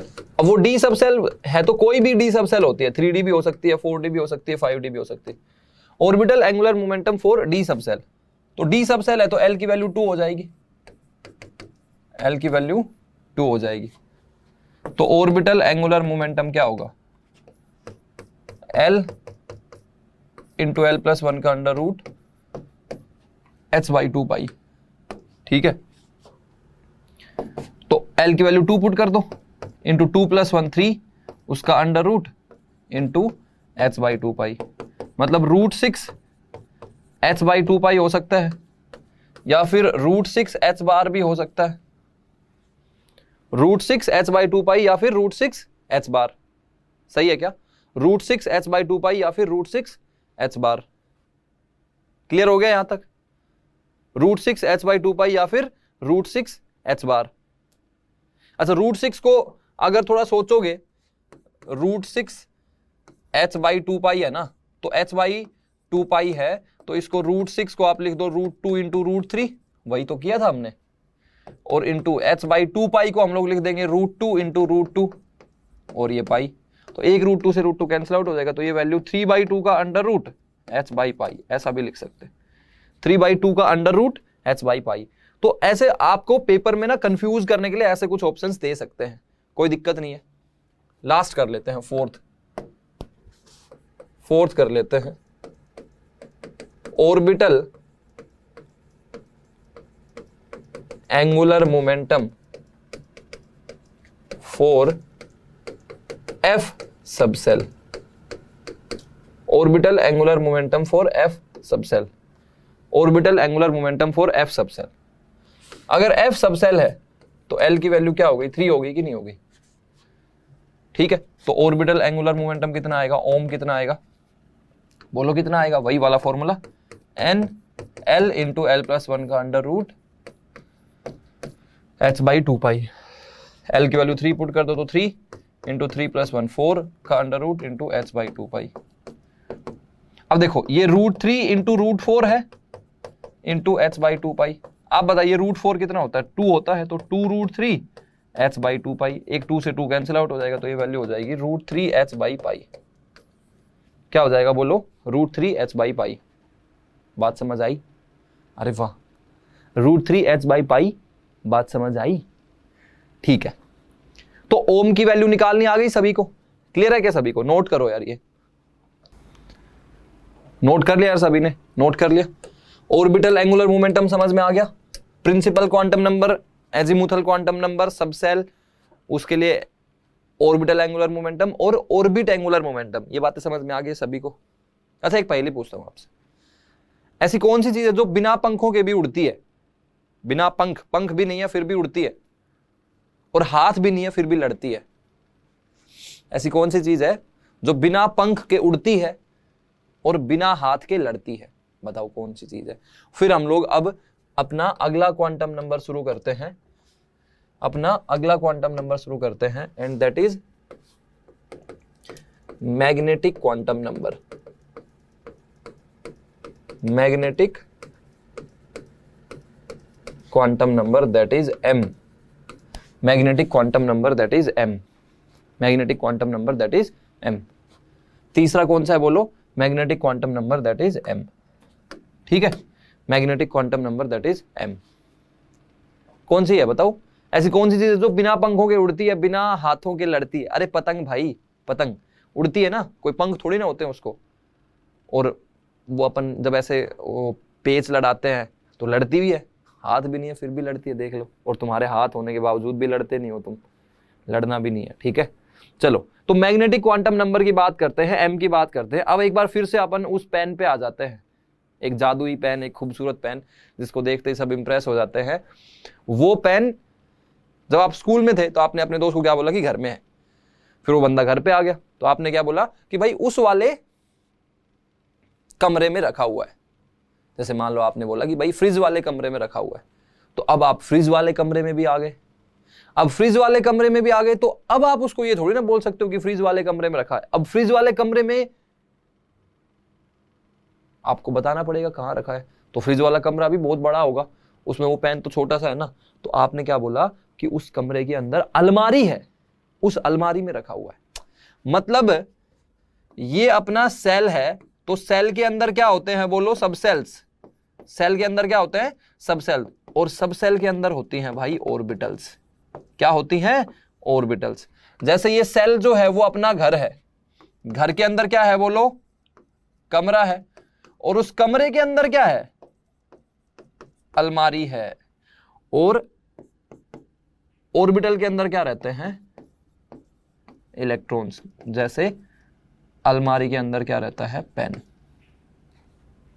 समझ में आई बात? तो घर के अंदर कमरा है, तो ये जो घर है वो सेल को रिप्रेजेंट करता है, उसके लिए हम लोग प्रिंसिपल क्वांटम नंबर एल का यूज करते हैं। किसका? एन का। सब सेल के हम लोग प्रिंसिपल क्वांटम नंबर एल का यूज करते हैं। तो जो तीसरा है ऑर्बिटल, उसके लिए हम लोग किसका यूज करते हैं, एम का यूज करते हैं। तो वही अपना है मैग्नेटिक क्वांटम नंबर। तो क्या बोलेंगे, सेल होता है, सेल के अंदर क्या है, सब सेल। अब ये सब सेल के अंदर भी क्या प्रेजेंट रहता है, ऑर्बिटल प्रेजेंट रहते हैं। क्या प्रेजेंट रहते हैं, ऑर्बिटल प्रेजेंट रहती है। ठीक है, तो कौन सी सब सेल होती है बताना यार। जैसे एस सब सेल है तो उसके अंदर ना एक ही ऑर्बिटल प्रेजेंट रहेगी, मतलब मैं उन ऑर्बिटल को बोलूंगा डब्बा, डब्बा अलमारी बोल सकते हो, मैं बोलूंगा डब्बा है। तो सब सेल है एस सब सेल, तो एस सब सेल कुछ ऐसी होगी, उसके अंदर एक ही डब्बा प्रेजेंट होगा। पी सब सेल है, उसके अंदर ना 3 डब्बे प्रेजेंट होंगे। कितने? 3। डी सब सेल है, उसके अंदर कितने डब्बे प्रेजेंट होंगे, 5 डब्बे प्रेजेंट होंगे। अगर कोई एफ सब सेल ले लेते हो तो उसके अंदर कितने प्रेजेंट होते हैं, 7 डब्बे प्रेजेंट होते हैं। 1 2 3 4 5 6 7 7। कितने डब्बे प्रेजेंट है एफ सब सेल के अंदर, 7। तो एस सब सेल के लिए एल की वैल्यू 0,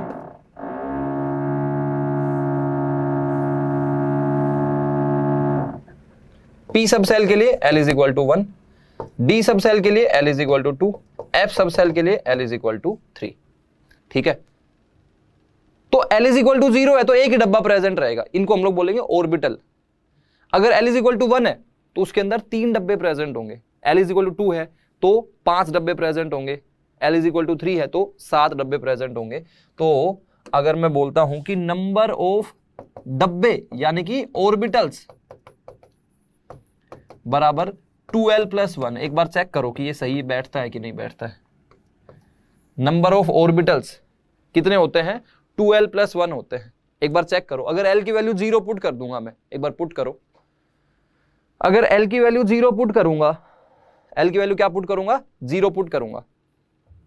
l की वैल्यू क्या पुट करूंगा, 0 पुट करूंगा। तो अगर l की वैल्यू 0 पुट कर दूंगा तो देखो 0 पुट करो तो 2 × 0 + 1, एक डब्बा होगा। L की वैल्यू 1 पुट कर दूंगा, L की वैल्यू 1 पुट कर दूंगा तो 2 × 1, 2 + 1 3, 3 डब्बे होंगे। L की वैल्यू 2 पुट करूंगा तो 2 × 2 4 + 1 5 डब्बे होंगे। L की वैल्यू 3 पुट करूंगा तो 2 × 3 6 + 1 7 डब्बे होंगे। मतलब number of orbitals in a particular subshell, number of orbitals in a particular subshell कितने होंगे, 2l + 1 होंगे। क्या बोल रहा हूं, number of orbitals in A subshell कितनी होंगी, 2l + 1 होंगी। ठीक है, इससे अब आप लोग इस फॉर्मूला से कर सकते हो, number of orbitals in A subshell कितनी होंगी, 2l + 1 होंगी। अगर s सबसेल है, अगर p सबसेल है, अगर d सबसेल है, अगर f सबसेल है, अगर s सबसेल है तो l की वैल्यू 0, p सबसेल है तो l की वैल्यू 1, d सबसेल है तो l की वैल्यू 2, f सबसेल है तो l की वैल्यू 3। तो उसके हिसाब से नंबर ऑफ डब्बे भी निकल जाएंगे ना। नंबर ऑफ ऑर्बिटल कितने निकलेंगे बताओ, नंबर ऑफ ऑर्बिटल्स कितने निकलेंगी, 2 × 0, 2l + 1 है, l की वैल्यू 0 पुट कर दो, 2 × 0 + 1, 2 × 0 कितना हो जाएगा, 0 + 1, एक डब्बा प्रेजेंट होगा, ऐसा बना दो डब्बा, एक ऑर्बिटल प्रेजेंट होगा, ऐसा बना दो। इसके अंदर बोलो कितनी ऑर्बिटल्स प्रेजेंट होंगी, नंबर ऑफ ऑर्बिटल्स कितनी होंगी, 2 × 1 और +1, 2 × 1 2 + 1 3, 3 डब्बे प्रेजेंट होंगे, ये 3 डब्बे बना दिए। इधर बोलो नंबर ऑफ ऑर्बिटल्स कितनी होंगी 2 इंटू एल प्लस 1, तो 2 इंटू 2 प्लस 1 5, 2 इंटू 2 4 प्लस 1 5, 5 डब्बे प्रेजेंट होंगे, 5 डब्बे बना दो, 5 डब्बे बना दिए। अच्छा इधर की तरफ बोलो, एफ सबसेल है तो नंबर ऑफ ऑर्बिटल्स कितनी होंगी 2 इंटू 3 6 प्लस 1 7, 7 डब्बे बना दो भाई। क्यों 1 2 3 4 5 6 7, 7 डब्बे बना दिए। अब ये डब्बे बना दिए, ये डब्बे क्या है ऑर्बिटल है। उस घर वाले एग्जाम्पल में क्या है अलमारियां हैं, क्या है अलमारियां हैं। अब इन अलमारियों को भी नाम देना पड़ेगा, अलमारियों को भी नाम देना पड़ेगा और नंबर भी देना पड़ेगा, और वो नंबर हम लोग क्या देंगे मैग्नेटिक क्वांटम नंबर। ध्यान से सुनना, अगर मैं एस सबसेल की बात करूंगा तो उसके लिए एल की वैल्यू 0 है और उसके अंदर एक ही डब्बा प्रेजेंट है, तो इसका नाम भी एस ऑर्बिटल होगा। क्या होगा एस ऑर्बिटल होगा, और उसके लिए एम की वैल्यू भी क्या होगी 0 ही होगी। तो एस में तो कोई ज्यादा खास आपको दिक्कत नहीं है। पी सबसेल की बात करेंगे तो पी सबसेल में आप मुझे बताइए एल की वैल्यू 1 है कि नहीं है। अरे एस पी डी एफ 0 1 2 3, तो एल की वैल्यू कितनी है बोलो 1 है। एल की वैल्यू कितनी है 1, एल की वैल्यू कितनी है 1।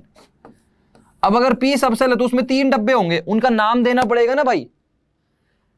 एक का नाम हो जाएगा पी एक्स, एक का नाम हो जाएगा पी वाई, एक का नाम हो जाएगा पी जेड। ये ऑर्बिटल्स का नाम है, अलमारियों का नाम है पी एक्स पी वाई और पी जेड। और एम की वैल्यू क्या होगी, एक की -1, एक की 0, एक की +1। अभी कौन से वाले की 0 होगी, कौन से वाले की -1 होगी, कौन से वाले की +1 होगी बताऊंगा, लेकिन -1 0 +1 ये एम की वैल्यूज पॉसिबल होंगी। 3 डब्बे हैं, 3 नाम है और 3 ही नंबर है। अब डी सबसेल है, आप मुझे बताइए एल की वैल्यू कितनी होगी 2, और डी सबसेल है अगर एल की वैल्यू 2 होगी तो 5 डब्बे होंगे, 5 डब्बे होंगे। अगर 5 डब्बे हैं तो 5 नाम आने चाहिए। एक का नाम आता है डी एक्स वाई, ध्यान से देखना नाम कैसे रखेंगे, D X Y, X Y Z axis होती ना, तो एक का नाम होगा डी एक्स वाई, एक का नाम हो जाएगा डी वाई जेड, और एक का नाम डी एक्स जेड। ये 3 तो बहुत आसान है यार, नहीं है क्या आसान। अरे भाई एक्स वाई जेड एक्सिस है ना, तो कोई भी 2 कॉम्बिनेशन उठा लो, एक एक्स वाई का बन गया, एक वाई जेड का बन गया, एक एक्स जेड का बन गया, 3 ऑर्बिटल तो ऐसे ही हो गई। फिर एक का नाम होगा D X square Y square, D X square Y square, और एक का नाम होगा डी जेड स्क्वायर। ये 5 ऑर्बिटल हो गई, 5 ही नाम हो गए। अब मैग्नेटिक क्वांटम नंबर की वैल्यू के बारे में सोच सकते हो क्या। एम की वैल्यू क्या होगी -2 -1 0 +1 और +2। ये आपको याद रखना है बस इतना। सेल के अंदर सबसेल, सबसेल के अंदर orbital, number of orbitals in a particular subshell कितनी आएंगी 2l + 1 आएंगी। एस सबसेल के अंदर एक ही ऑर्बिटल होगी, उसका नाम क्या होगा एस ऑर्बिटल, तो एम की वैल्यू 0, एल की वैल्यू 0 तो एम की वैल्यू भी 0। इधर देखोगे एल की वैल्यू 1 है तो एम की वैल्यू -1 0 +1। इधर एल की वैल्यू 2 है तो -2 -1 0 +1 +2। बात समझ आ रही है। उसमें 5 डब्बे हो गए, 5 नाम हो गए, 5 नंबर हो गए। अच्छा एक बात बताओ, नाम नहीं, नाम आपको याद भी नहीं रखने हैं, लेकिन अगर मैं एल की वैल्यू 3 बोलता हूं तो 7 डब्बे होंगे कि नहीं होंगे, 7 डब्बे होंगे, 1 2 3 4 5 6 7, 7 डब्बे होंगे। अब इनका नाम क्या होता है वो ना तो मुझे पता है ना आपको याद रखने की जरूरत है। वैसे मतलब उनका नाम होता है X square Y, X Y square, और ये जेड क्यूब, इस तरह से नाम होते हैं, लेकिन आपको नाम बिल्कुल भी याद रखने की जरूरत नहीं है। लेकिन क्या एम की वैल्यूज के बारे में कुछ कमेंट कर सकते हो। अगर एफ सबसेल है तो 7 डब्बे होंगे, एम की वैल्यूज के बारे में कुछ कमेंट कर सकते हो क्या, बोलो कहां से कहां तक होगा भाई। -3 होगा, -2 होगा, -1 होगा, 0 होगा, +1 होगा, +2 होगा, +3 होगा, बोलो हाँ या ना। तो m can take values from -L to +L, ये स्टेटमेंट सही है या गलत है। m can take values from -L to +L, this is absolutely true statement. m की वैल्यू जो है वो कहां से कहां तक हो सकती है बोलो, -l से +l तक हो सकती है। देख लो यहां पर l की वैल्यू 1 थी तो -1 से लेके +1 तक था, बीच में 0 भी आ रहा था। इधर l की वैल्यू 2 थी तो -2 -1 0 +1 +2। इधर l की वैल्यू 3 है तो क्या होगा, -3 -2 -1 0 +1 +2 +3। तो m can take values from -l to +l। m जो है वो कहां से कहां तक वैल्यू ले सकता है, -l से +l तक ले सकता है। और कितनी वैल्यूज पॉसिबल हो गई, पॉसिबल वैल्यूज ऑफ m कितनी हो गई, अरे 2l + 1 हो गई ना भाई, कितनी हो गई 2l + 1।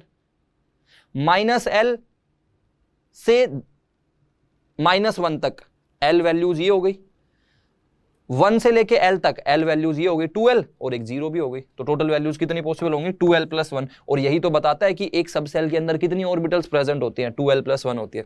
अरे देखो ना, -3 -2 -1, 3 वैल्यूज ये हो गई, 3 वैल्यूज ये हो गई, तो 6 और एक 7 भी ये हो जाएगी, इसलिए तो 2l + 1।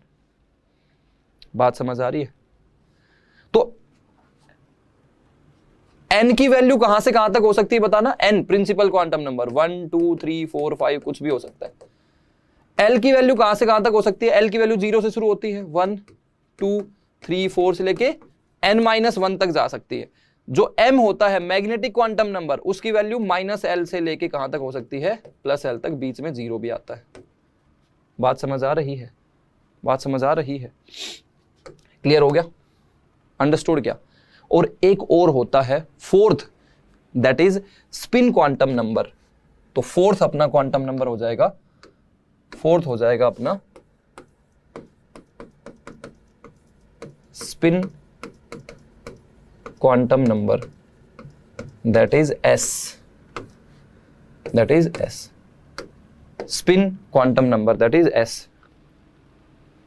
स्पिन क्वांटम नंबर जो है वो या तो +1/2 होगा या -1/2 होगा, बस खत्म। स्पिन क्वांटम नंबर क्या हो जाएगा, it can be either equal to -1/2 और +1/2। वो या तो -1/2 के इक्वल होगा या +1/2 के इक्वल होगा। ये स्पिन क्वांटम नंबर किस चीज को रिप्रेजेंट करता है और ये क्यों जरूरत पड़ी इसकी समझाता हूं।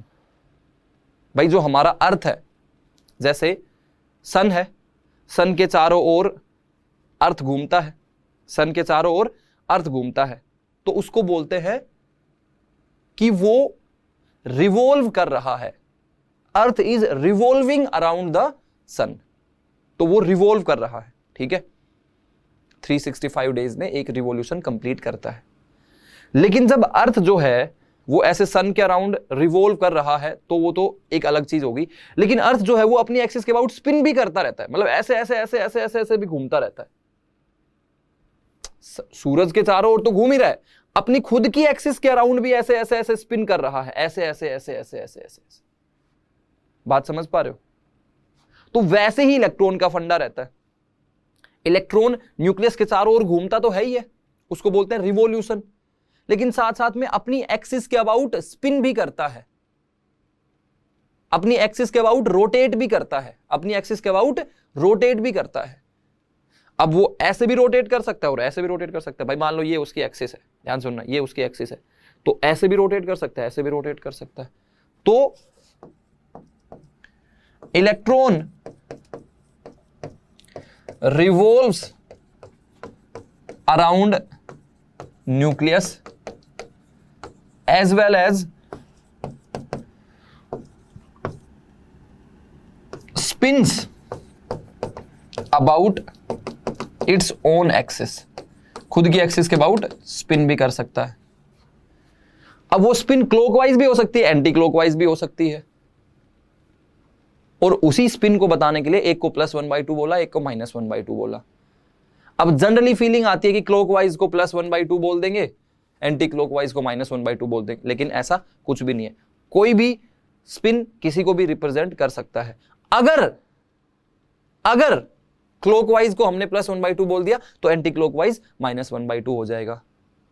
अगर क्लॉकवाइज को हमने -1/2 बोल दिया तो एंटी क्लॉकवाइज +1/2 हो जाएगा। तो इफ वाली कंडीशन है, हमेशा जरूरी नहीं है कि क्लॉकवाइज वाला ही +1/2 होगा, नहीं भाई। तो क्या बोल रहा हूं, to distinguish between spin motion of electron, to distinguish between spin motion of electron, to distinguish between spin motion of electron, spin quantum number is used, spin quantum number that is S is used। अब मैं क्या बोलूंगा कि if मतलब ऐसा जरूरी नहीं है, लेकिन अगर ऐसा है, if क्लॉकवाइज के लिए आपने S इज इक्वल टू +1/2 बोल दिया, क्लॉकवाइज के लिए आपने S इज इक्वल टू +1/2 बोल दिया, इफ क्लॉकवाइज के लिए S की वैल्यू +1/2 है, तो एंटी क्लॉकवाइज के लिए क्या हो जाएगा, बोलो, S की वैल्यू -1/2 होगी। बोलो, ये इफ लगाया है मैंने यहां पर भाई। तो क्या अगर कोई तुमको बोलेगा कि भाई क्लॉकवाइज मतलब S इज इक्वल टू +1/2 जरूरी है क्या? बिल्कुल भी जरूरी नहीं है। इफ क्लॉकवाइज के लिए आपने S इज इक्वल टू -1/2 बोल दिया, कोई दिक्कत नहीं है, तो भाई एंटी क्लॉकवाइज के लिए +1/2 बोल दो, एंटी क्लॉकवाइज के लिए S की वैल्यू +1/2 बोल दो। समझ आ गई? अब फिर से मैं इस वाली चीज पे आता हूं कि जो सेल है उसके अंदर क्या होते हैं, सब सेल, सब सेल के अंदर क्या होती हैं, ऑर्बिटल, और ऑर्बिटल के अंदर क्या रहते हैं, इलेक्ट्रॉन। तो वो जो आपका जादुई पेन था वो मिल गया। अब आपके घर में था, बिल्कुल था, घर में किसी कमरे में था, बिल्कुल था, किसी फ्रिज वाले कमरे में था, उसमें की कोई अलमारी थी, उसमें था, उस अलमारी के अंदर क्या था, आपका पेन था, जो जादुई पेन अपने दोस्त को चाहिए था ना। तो आपका जो पेन है वो घर के अंदर तो है, लेकिन घर के अंदर एक कमरा है, उस कमरे के अंदर अलमारी है, उस अलमारी में रखा हुआ है पेन। तो वैसे ही एटम के अंदर इलेक्ट्रॉन तो है, लेकिन क्या वो सेल के अंदर है? नहीं, उसके अंदर एक सब सेल प्रेजेंट है। उस सब सेल में है क्या? नहीं, उस ऑर्बिटल के अंदर प्रेजेंट है। बात समझ आई क्या? और हर एक ऑर्बिटल के अंदर 2 इलेक्ट्रॉन भर सकते हैं। हर एक ऑर्बिटल के अंदर क्या कर सकते हैं? 2 इलेक्ट्रॉन भर सकते हैं। क्या बोल रहा हूं? Each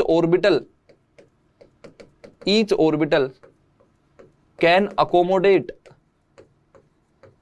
each orbital can accommodate A maximum of 2 electrons, A maximum of, each orbital can accommodate A maximum of 2 electrons. ये एक कोई ऑर्बिटल है, तो इसके अंदर 2 इलेक्ट्रॉन्स अकोमोडेट कर सकते हो, can accommodate maximum of 2 electrons with opposite spin, with opposite spin. एक ऑर्बिटल में जो 2 इलेक्ट्रॉन्स भरोगे उनका स्पिन अपोजिट होना चाहिए। मतलब एक को अगर ऐसा लिखोगे तो दूसरे को ऐसा लिखना पड़ेगा। एक को +1/2 बोल दो, एक को -1/2 बोल दो, है ना। तो जो ऑर्बिटल में इलेक्ट्रॉन प्रेजेंट होंगे उनकी स्पिन क्या होनी चाहिए? अपोजिट होनी चाहिए। बात समझ में आई? तो ये आपका पूरा एटम का पिक्चर होता है कि एटम के अंदर सेल होता है, सेल के अंदर सब सेल, सब सेल के अंदर ऑर्बिटल, और ऑर्बिटल के अंदर क्या है? इलेक्ट्रॉन है। तो अब हम लोग बात कर लेते हैं कि मान लो मैंने बोल दिया S सब सेल है, ध्यान से सुनना। तो इसके लिए L की वैल्यू 0 होगी। L की वैल्यू 0 है तो कितनी ऑर्बिटल होंगी? एक ही ऑर्बिटल होगी। कितनी ऑर्बिटल? एक ऑर्बिटल। और इस ऑर्बिटल के लिए M की वैल्यू क्या हो जाएगी? 0 हो जाएगी। M की वैल्यू 0। तो इसके अंदर हम लोग 2 इलेक्ट्रॉन भर सकते हैं। क्यों? एक ऐसे और एक ऐसे। तो मैक्सिमम कितने इलेक्ट्रॉन आ सकते हैं? 2 इलेक्ट्रॉन आ सकते हैं। ठीक है जी। तो एक सबसेल है, उसके अंदर ऑर्बिटल कितनी होंगी? 2l+1 orbitals. और हर एक ऑर्बिटल के अंदर 2 इलेक्ट्रॉन प्रेजेंट है। मान लो p सबसेल की बात करते हैं, p सबसेल की बात करते हैं, तो l की वैल्यू क्या हो जाएगी? 1 हो जाएगी। p सबसेल है तो l की वैल्यू 1। तो m की वैल्यू क्या हो जाएगी? m की वैल्यू -1, 0, +1। 3 ऑर्बिटल हो गई। अब 3 ऑर्बिटल है तो कितने इलेक्ट्रॉन मैक्सिमम अकोमोडेट करवा सकते हो बोलो? अरे हर ऑर्बिटल के अंदर 2 इलेक्ट्रॉन हो सकते हैं, तो 2 इसमें, 2 इसमें और 2 इसमें। मैक्सिमम कितने इलेक्ट्रॉन आ सकते हैं? 6 electrons can be accommodated. 6 electrons can be accommodated. अच्छा, डी सब सेल के लिए बोलो फिर।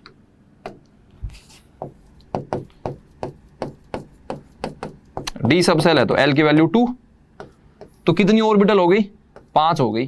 क्यों? 2l + 1 ऑर्बिटल होंगी, तो 5 ऑर्बिटल हो गई। m की वैल्यू बोलो -2 -1 0 +1 +2, और 5 डब्बे हो गए तो कितने इलेक्ट्रॉन भर सकते हो? कितने डब्बे भर सकते हो? 2 2 4 2 6 2 8 और 2 10। 10 इलेक्ट्रॉन भर सकते हो। कितने भर सकते हो? 10 इलेक्ट्रॉन भर सकते हो। बात समझ आ रही है? बात समझ आ रही है क्या? तो अब लास्ट मुझे बता दो कि अगर F सब सेल है, कौन सी है बोलो? F सब सेल है। F सब सेल है तो L की वैल्यू 3, तो M की वैल्यू -3 से +3, 1 2 3 4 5 6। M की वैल्यू -3 -2 -1 0 +1 +2 +3। तो कितने इलेक्ट्रॉन भर पाओगे बोलो? 1 2 3 4 5 6, नहीं ज्यादा हो जाएंगे, तो 1 2 3 4 5 6 7, 7 डब्बे हो गए ना। तो कितने इलेक्ट्रॉन आ जाएंगे? 2 2 4 2 6 2 8 2 10 2 12 और 2 14। कितने इलेक्ट्रॉन्स आ गए? 14 इलेक्ट्रॉन्स आ जाएंगे इसमें। कितने आएंगे? 14 इलेक्ट्रॉन्स आएंगे। ये सारी चीजें आपको इलेक्ट्रॉनिक कॉन्फ़िगरेशन लिखने में हेल्प करेंगी। तो एक सबसेल के अंदर कितनी ऑर्बिटल्स होंगी? 2l + 1, और हर एक ऑर्बिटल के अंदर कितने इलेक्ट्रॉन? 2 इलेक्ट्रॉन। तो एक सबसेल के अंदर कितने इलेक्ट्रॉन्स हो गए? 2 × 2l + 1 हो गए कि नहीं हो गए? अरे 2 × 2l + 1 हो गए कि नहीं हो गए? चेक कर लो भाई। अगर l की वैल्यू 0 पुट करोगे, एक बार पुट करके देखो, l की वैल्यू 0 पुट करोगे तो 2 × 0 0 + 1 1 और × 2 तो 2 इलेक्ट्रॉन आ गए। s सबसेल के अंदर 2 इलेक्ट्रॉन। p सबसेल के अंदर 3 डब्बे हैं, 3 डब्बे मतलब 6 इलेक्ट्रॉन। चेक करके देखो भाई, p सबसेल के लिए l की वैल्यू 1 है, एक बार इसमें l 1 पुट करो ना, तो l की वैल्यू 1 पुट कर दी तो 2 × 1 2 + 1 3 और 3 को 2 से मल्टीप्लाई करेंगे तो 6। देख लो 6 इलेक्ट्रॉन्स आ रहे हैं। यहां पर l की वैल्यू 2 है, d सबसेल है तो l की वैल्यू 2, तो 2 पुट करो तो 2 × 2 4 4 + 1 5 और 5 × 2 10। 10 इलेक्ट्रॉन आने चाहिए, 10 इलेक्ट्रॉन यहाँ आ रहे। अगर l की वैल्यू 3 है, f सबसेल है तो l की वैल्यू 3, तो 2 × 3 6 6 + 1 7 7 × 2 14 14 इलेक्ट्रॉन्स आ गए। कितने इलेक्ट्रॉन्स आ गए? 14 आ गए। बात समझ आ रही है? क्लियर हो रहा है सभी को? अच्छा जी, एक छोटा सा ना m का पॉइंट बता देता हूं। ये जनरली आपको कहीं पर दूसरी जगह पर देखने को नहीं मिलेगा, कहीं पर कोई बताएगा नहीं, बता देता हूं मैं। जैसे p सबसेल है ना, तो उसके लिए l की वैल्यू 1 होती है, तो उसके अंदर 3 ऑर्बिटल्स प्रेजेंट होती हैं। यही है ना बात? 3 ऑर्बिटल प्रेजेंट होती है, एक px एक py एक pz। ऐसी कौन सी ऑर्बिटल है? कितनी ऑर्बिटल प्रेजेंट है? 3 प्रेजेंट है, px py pz। ऐसी कौन सी ऑर्बिटल है जिसके नाम में सिर्फ और सिर्फ z आ रहा है? क्या बोल रहा हूं? ऐसी कौन सी ऑर्बिटल प्रेजेंट है जिसके नाम में सिर्फ और सिर्फ z आ रहा है? pz है, तो pz वाली के लिए m की वैल्यू 0 होगी। ये एक रूल है कि जिस ऑर्बिटल के नाम में सिर्फ और सिर्फ z आए उसमें m की वैल्यू क्या होगी? 0 होगी। तो pz है, m की वैल्यू 0। अब z के लिए, z एक्सिस के लिए x और y बराबर है। भाई तुम्हारे मां बाप के लिए, तुम 2 भाई हो तो दोनों भाई एकदम बराबर हो, एटलीस्ट वो बोलते तो यही है। तो z एक्सिस के लिए x एक्सिस और y एक्सिस दोनों क्या होंगी? बराबर होंगी, 90 डिग्री पे ही है। तो अगर मैंने बोला कि भाई जिस ऑर्बिटल के नाम में सिर्फ और सिर्फ z एक्सिस आएगी उसमें m की वैल्यू क्या होगी? 0 होगी। तो बाकी की जो px और py है ना, उसमें m की वैल्यू -1 और +1 होंगी। अब इंटरचेंज हो सकता है इनमें।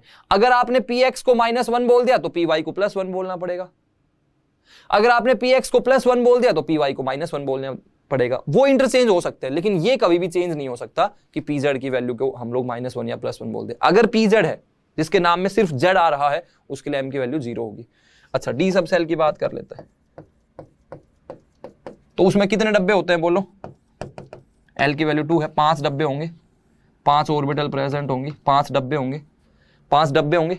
उनका नाम भी बताया था, dxy, dyz, dxz, 3 तो ये हो गए, फिर एक dx² y² और dz²। तो इन पांचों में से कौन सी वाली ऐसी ऑर्बिटल है जिसके नाम में सिर्फ और सिर्फ z² आ रहा है या z आ रहा है, मतलब x और y दिख ही नहीं रहा है? कौन सी है? dz² है। इसके नाम में हमको सिर्फ और सिर्फ z दिखाई दे रहा है, x और y बिल्कुल भी दिखाई नहीं दे रहा है, तो इसके लिए m की वैल्यू क्या हो गई? 0 हो गई। इसके लिए m की वैल्यू क्या हो गई बोलो? 0 हो गई। फिर ऐसी कौन सी हैं जिनके नाम में z तो दिखाई दे रहा है, साथ में कुछ और भी दिखाई दे रहा है? तो एक हो गई dxz, एक हो गई dyz। अब इसमें -1 और +1 में इंटरचेंज कर सकते हैं। इंटरचेंज का मतलब क्या है? अगर इसको -1 दे दिया तो इसको +1 देंगे, इसको +1 दे दिया तो इसको -1 देंगे। समझ में आई? फिर ऐसी कौन सी है जिसमें z बिल्कुल भी नहीं दिखाई दे रहा है? एक dx² y² और dxy। तो इसमें m की वैल्यू -2 और +2 होगा। इसको -2 दे दिया तो इसको +2, इसको +2 दे दिया तो इसको -2। बात समझ आई? ये बात आपको कहीं पर ज्यादा आसानी से देखने को मिलेगी नहीं। जिस ऑर्बिटल के नाम में सिर्फ और सिर्फ z एक्सिस आए, x और y बिल्कुल ही ना आए, उसके लिए समझ लेना m की वैल्यू क्या होगी? 0 होगी। बात समझ में आई? क्लियर हो गया? अंडरस्टूड? तो फिर से बताता हूं, सेल के अंदर क्या होते हैं बोलो? सब सेल प्रेजेंट होते हैं। सेल के अंदर क्या प्रेजेंट होते हैं? सब सेल। और एक सेल के अंदर कितने सब सेल्स प्रेजेंट होते हैं? n। सब सेल के अंदर कितने प्रेजेंट क्या होता है बोलो? सब सेल के अंदर प्रेजेंट होते हैं ऑर्बिटल, और सेल को किससे रिप्रेजेंट करते हैं? n से। सब सेल को किससे रिप्रेजेंट करते हैं? m से। ऑर्बिटल को किससे रिप्रेजेंट करते हैं? m से। एक सेल के अंदर कितने सब सेल्स? n। एक सब सेल के अंदर कितने ऑर्बिटल्स? 2l+1 orbitals. और हर एक ऑर्बिटल के अंदर कितने इलेक्ट्रॉन्स? 2 इलेक्ट्रॉन्स। क्यों? उन इलेक्ट्रॉन्स के लिए s से रिप्रेजेंट करते हैं, एक के लिए +1/2, एक के लिए -1/2। ये अपना बेसिक फंडा है, ये अपना बेसिक फंडा है। सेल के अंदर क्या होगा? सब सेल। सेल को हम लोग n से रिप्रेजेंट करते हैं, तो एक पर्टिकुलर सेल के अंदर कितने सब सेल्स होंगे? n सब सेल्स होंगे। सब सेल के अंदर ऑर्बिटल होंगी, कितनी होंगी? 2l+1। और हर एक ऑर्बिटल के अंदर इलेक्ट्रॉन होंगे, कितने होंगे? 2 होंगे। नोट करो यार, ये समझ में आ गया बात? तो अगर आपसे क्वेश्चन में पूछेगा कि नंबर ऑफ सब sales in a particular shell कितने होंगी? n। Number of orbitals in a particular subshell कितनी होंगी? 2l+1। Number of electrons in a particular orbital कितने होंगे? 2 होंगे। लेकिन हमसे पूछ लिया कि एक सेल के अंदर कितने ऑर्बिटल प्रेजेंट होंगे? एक सेल के अंदर कितने ऑर्बिटल प्रेजेंट होंगे? भाई साहब n² प्रेजेंट होंगे। एक सेल के अंदर कितने ऑर्बिटल प्रेजेंट होंगे? n²। मैं समझाऊंगा क्यों होंगे n²। अच्छा, एक सब सेल के अंदर कितने इलेक्ट्रॉन्स प्रेजेंट होंगे? एक सब सेल के अंदर 2l+1 ऑर्बिटल है, तो इलेक्ट्रॉन्स के लिए 2 से मल्टीप्लाई कर दो तो 2 × 2l+1 इलेक्ट्रॉन्स आएंगे। एक सेल के अंदर कितने इलेक्ट्रॉन्स प्रेजेंट होंगे? अगर एक सेल के अंदर n² ऑर्बिटल है और हर एक ऑर्बिटल के अंदर 2 इलेक्ट्रॉन है, तो एक सेल के अंदर 2n² इलेक्ट्रॉन्स होंगे। ये आपने बचपन में फॉर्मूला पढ़ा भी होगा कि एक सेल के अंदर 2n² इलेक्ट्रॉन्स प्रेजेंट हो सकते हैं। मैं आपको समझाता हूं क्यों होते हैं। भाई n = 1 है, ये सेल है, n = 1, तो इसके अंदर 1s सब सेल होगी, और 1s सब सेल है तो एक ही डब्बा प्रेजेंट होगा। कितना डब्बा? एक ही डब्बा प्रेजेंट होगा। मान लो n = 2 है, तो उसके अंदर 2s सब सेल और 2p सब सेल। क्यों? 2s सब सेल और 2p सब सेल, 2s सब सेल और 2p सब सेल। अब 2s तो ये हो गया, 2p हो गया ये तो एक ऑर्बिटल आई। इधर बताओ ना कितनी ऑर्बिटल आई यार? ये 1 और ये 3। क्यों? ये 1 और ये 3, 4 ऑर्बिटल आ गई कि नहीं आ गई? अच्छा n इज इक्वल टू 3 में देख लेते हैं, उससे ज्यादा समझ में आ जाएगा। n इज इक्वल टू 3 में कौन कौन सी सब सेल है? 3s सब सेल है। और कौन सी है? 3p सब सेल है। और कौन सी है? 3d सब सेल है।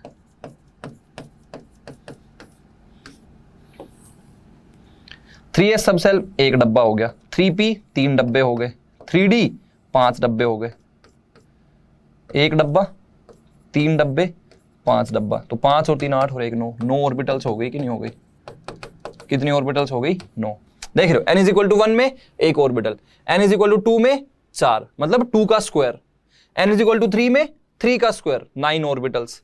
n इज इक्वल टू 4 में भी देख लेते हैं एक बार, n इज इक्वल टू 4 है, n इज इक्वल टू 4 है, तो कौन कौन सी सब सेल्स होंगी? 4s सब सेल, 4p सब सेल, 4 सब सेल्स होंगी, 4d सब सेल और 4f सब सेल। यही बात तो है, 4 सब सेल होंगी, 4s 4p 4d 4f। 4s में एक डब्बा, 4p में 3 डब्बे, 4d में 5 डब्बे और 4f में 7 डब्बे। 1 2 3 4 5 6 और 7।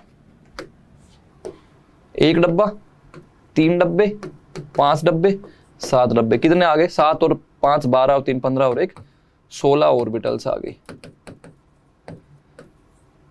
तो n इज इक्वल टू 4 था तो 16 orbital. n is equal to 4 है तो सब सेल कितनी आएंगी? 4 सब सेल आएंगी, लेकिन ऑर्बिटल कितनी आ जाएंगी? 16। n इज इक्वल टू 3 है तो सब सेल कितनी आएंगी? 3 आएंगी, लेकिन ऑर्बिटल कितनी आ जाएंगी? 9। डब्बे कितने आ जाएंगे? 9। और इलेक्ट्रॉन कितने आ जाएंगे? 2 से मल्टीप्लाई कर दो। तो वही तो मैं समझा रहा हूं कि सेल में अगर तुम सब सेल देखोगे तो n सब सेल्स आएंगी, लेकिन ऑर्बिटल देखोगे तो कितनी आएंगी? n², और इलेक्ट्रॉन्स देखोगे तो 2n²। बात समझ में आ गई? तो आपको ये क्वेश्चंस लिखने हैं जो मैं होमवर्क में दे रहा हूं, ठीक है? नंबर ऑफ सब सेल्स इन ए सेल कितने होंगे? Number of orbitals in a cell कितने होंगे? ये सबका आंसर लिखना है। Number of electrons in a cell, number of electrons in a cell. अच्छा, फिर number of orbitals in a sub cell, number of electrons in a sub cell, और last में आ जाएगा अपना number of electrons in an orbital. ठीक है जी, ये आपको आंसर देने हैं, ये आपका होमवर्क है। ठीक है, इस डायग्राम से आसानी से दे सकते हो यार, ये वाले डायग्राम से आसानी से दे सकते हो। ठीक है, तो ये आपका होमवर्क रहेगा। ओके, तो आई होप कि दोस्तों आपको इस लेक्चर में कुछ सीखने को मिला होगा। अब ये अपना क्वांटम नंबर वाला पार्ट खत्म हो गया है, तो मिलते हैं दोस्तों फिर नेक्स्ट लेक्चर में। Thank you so much.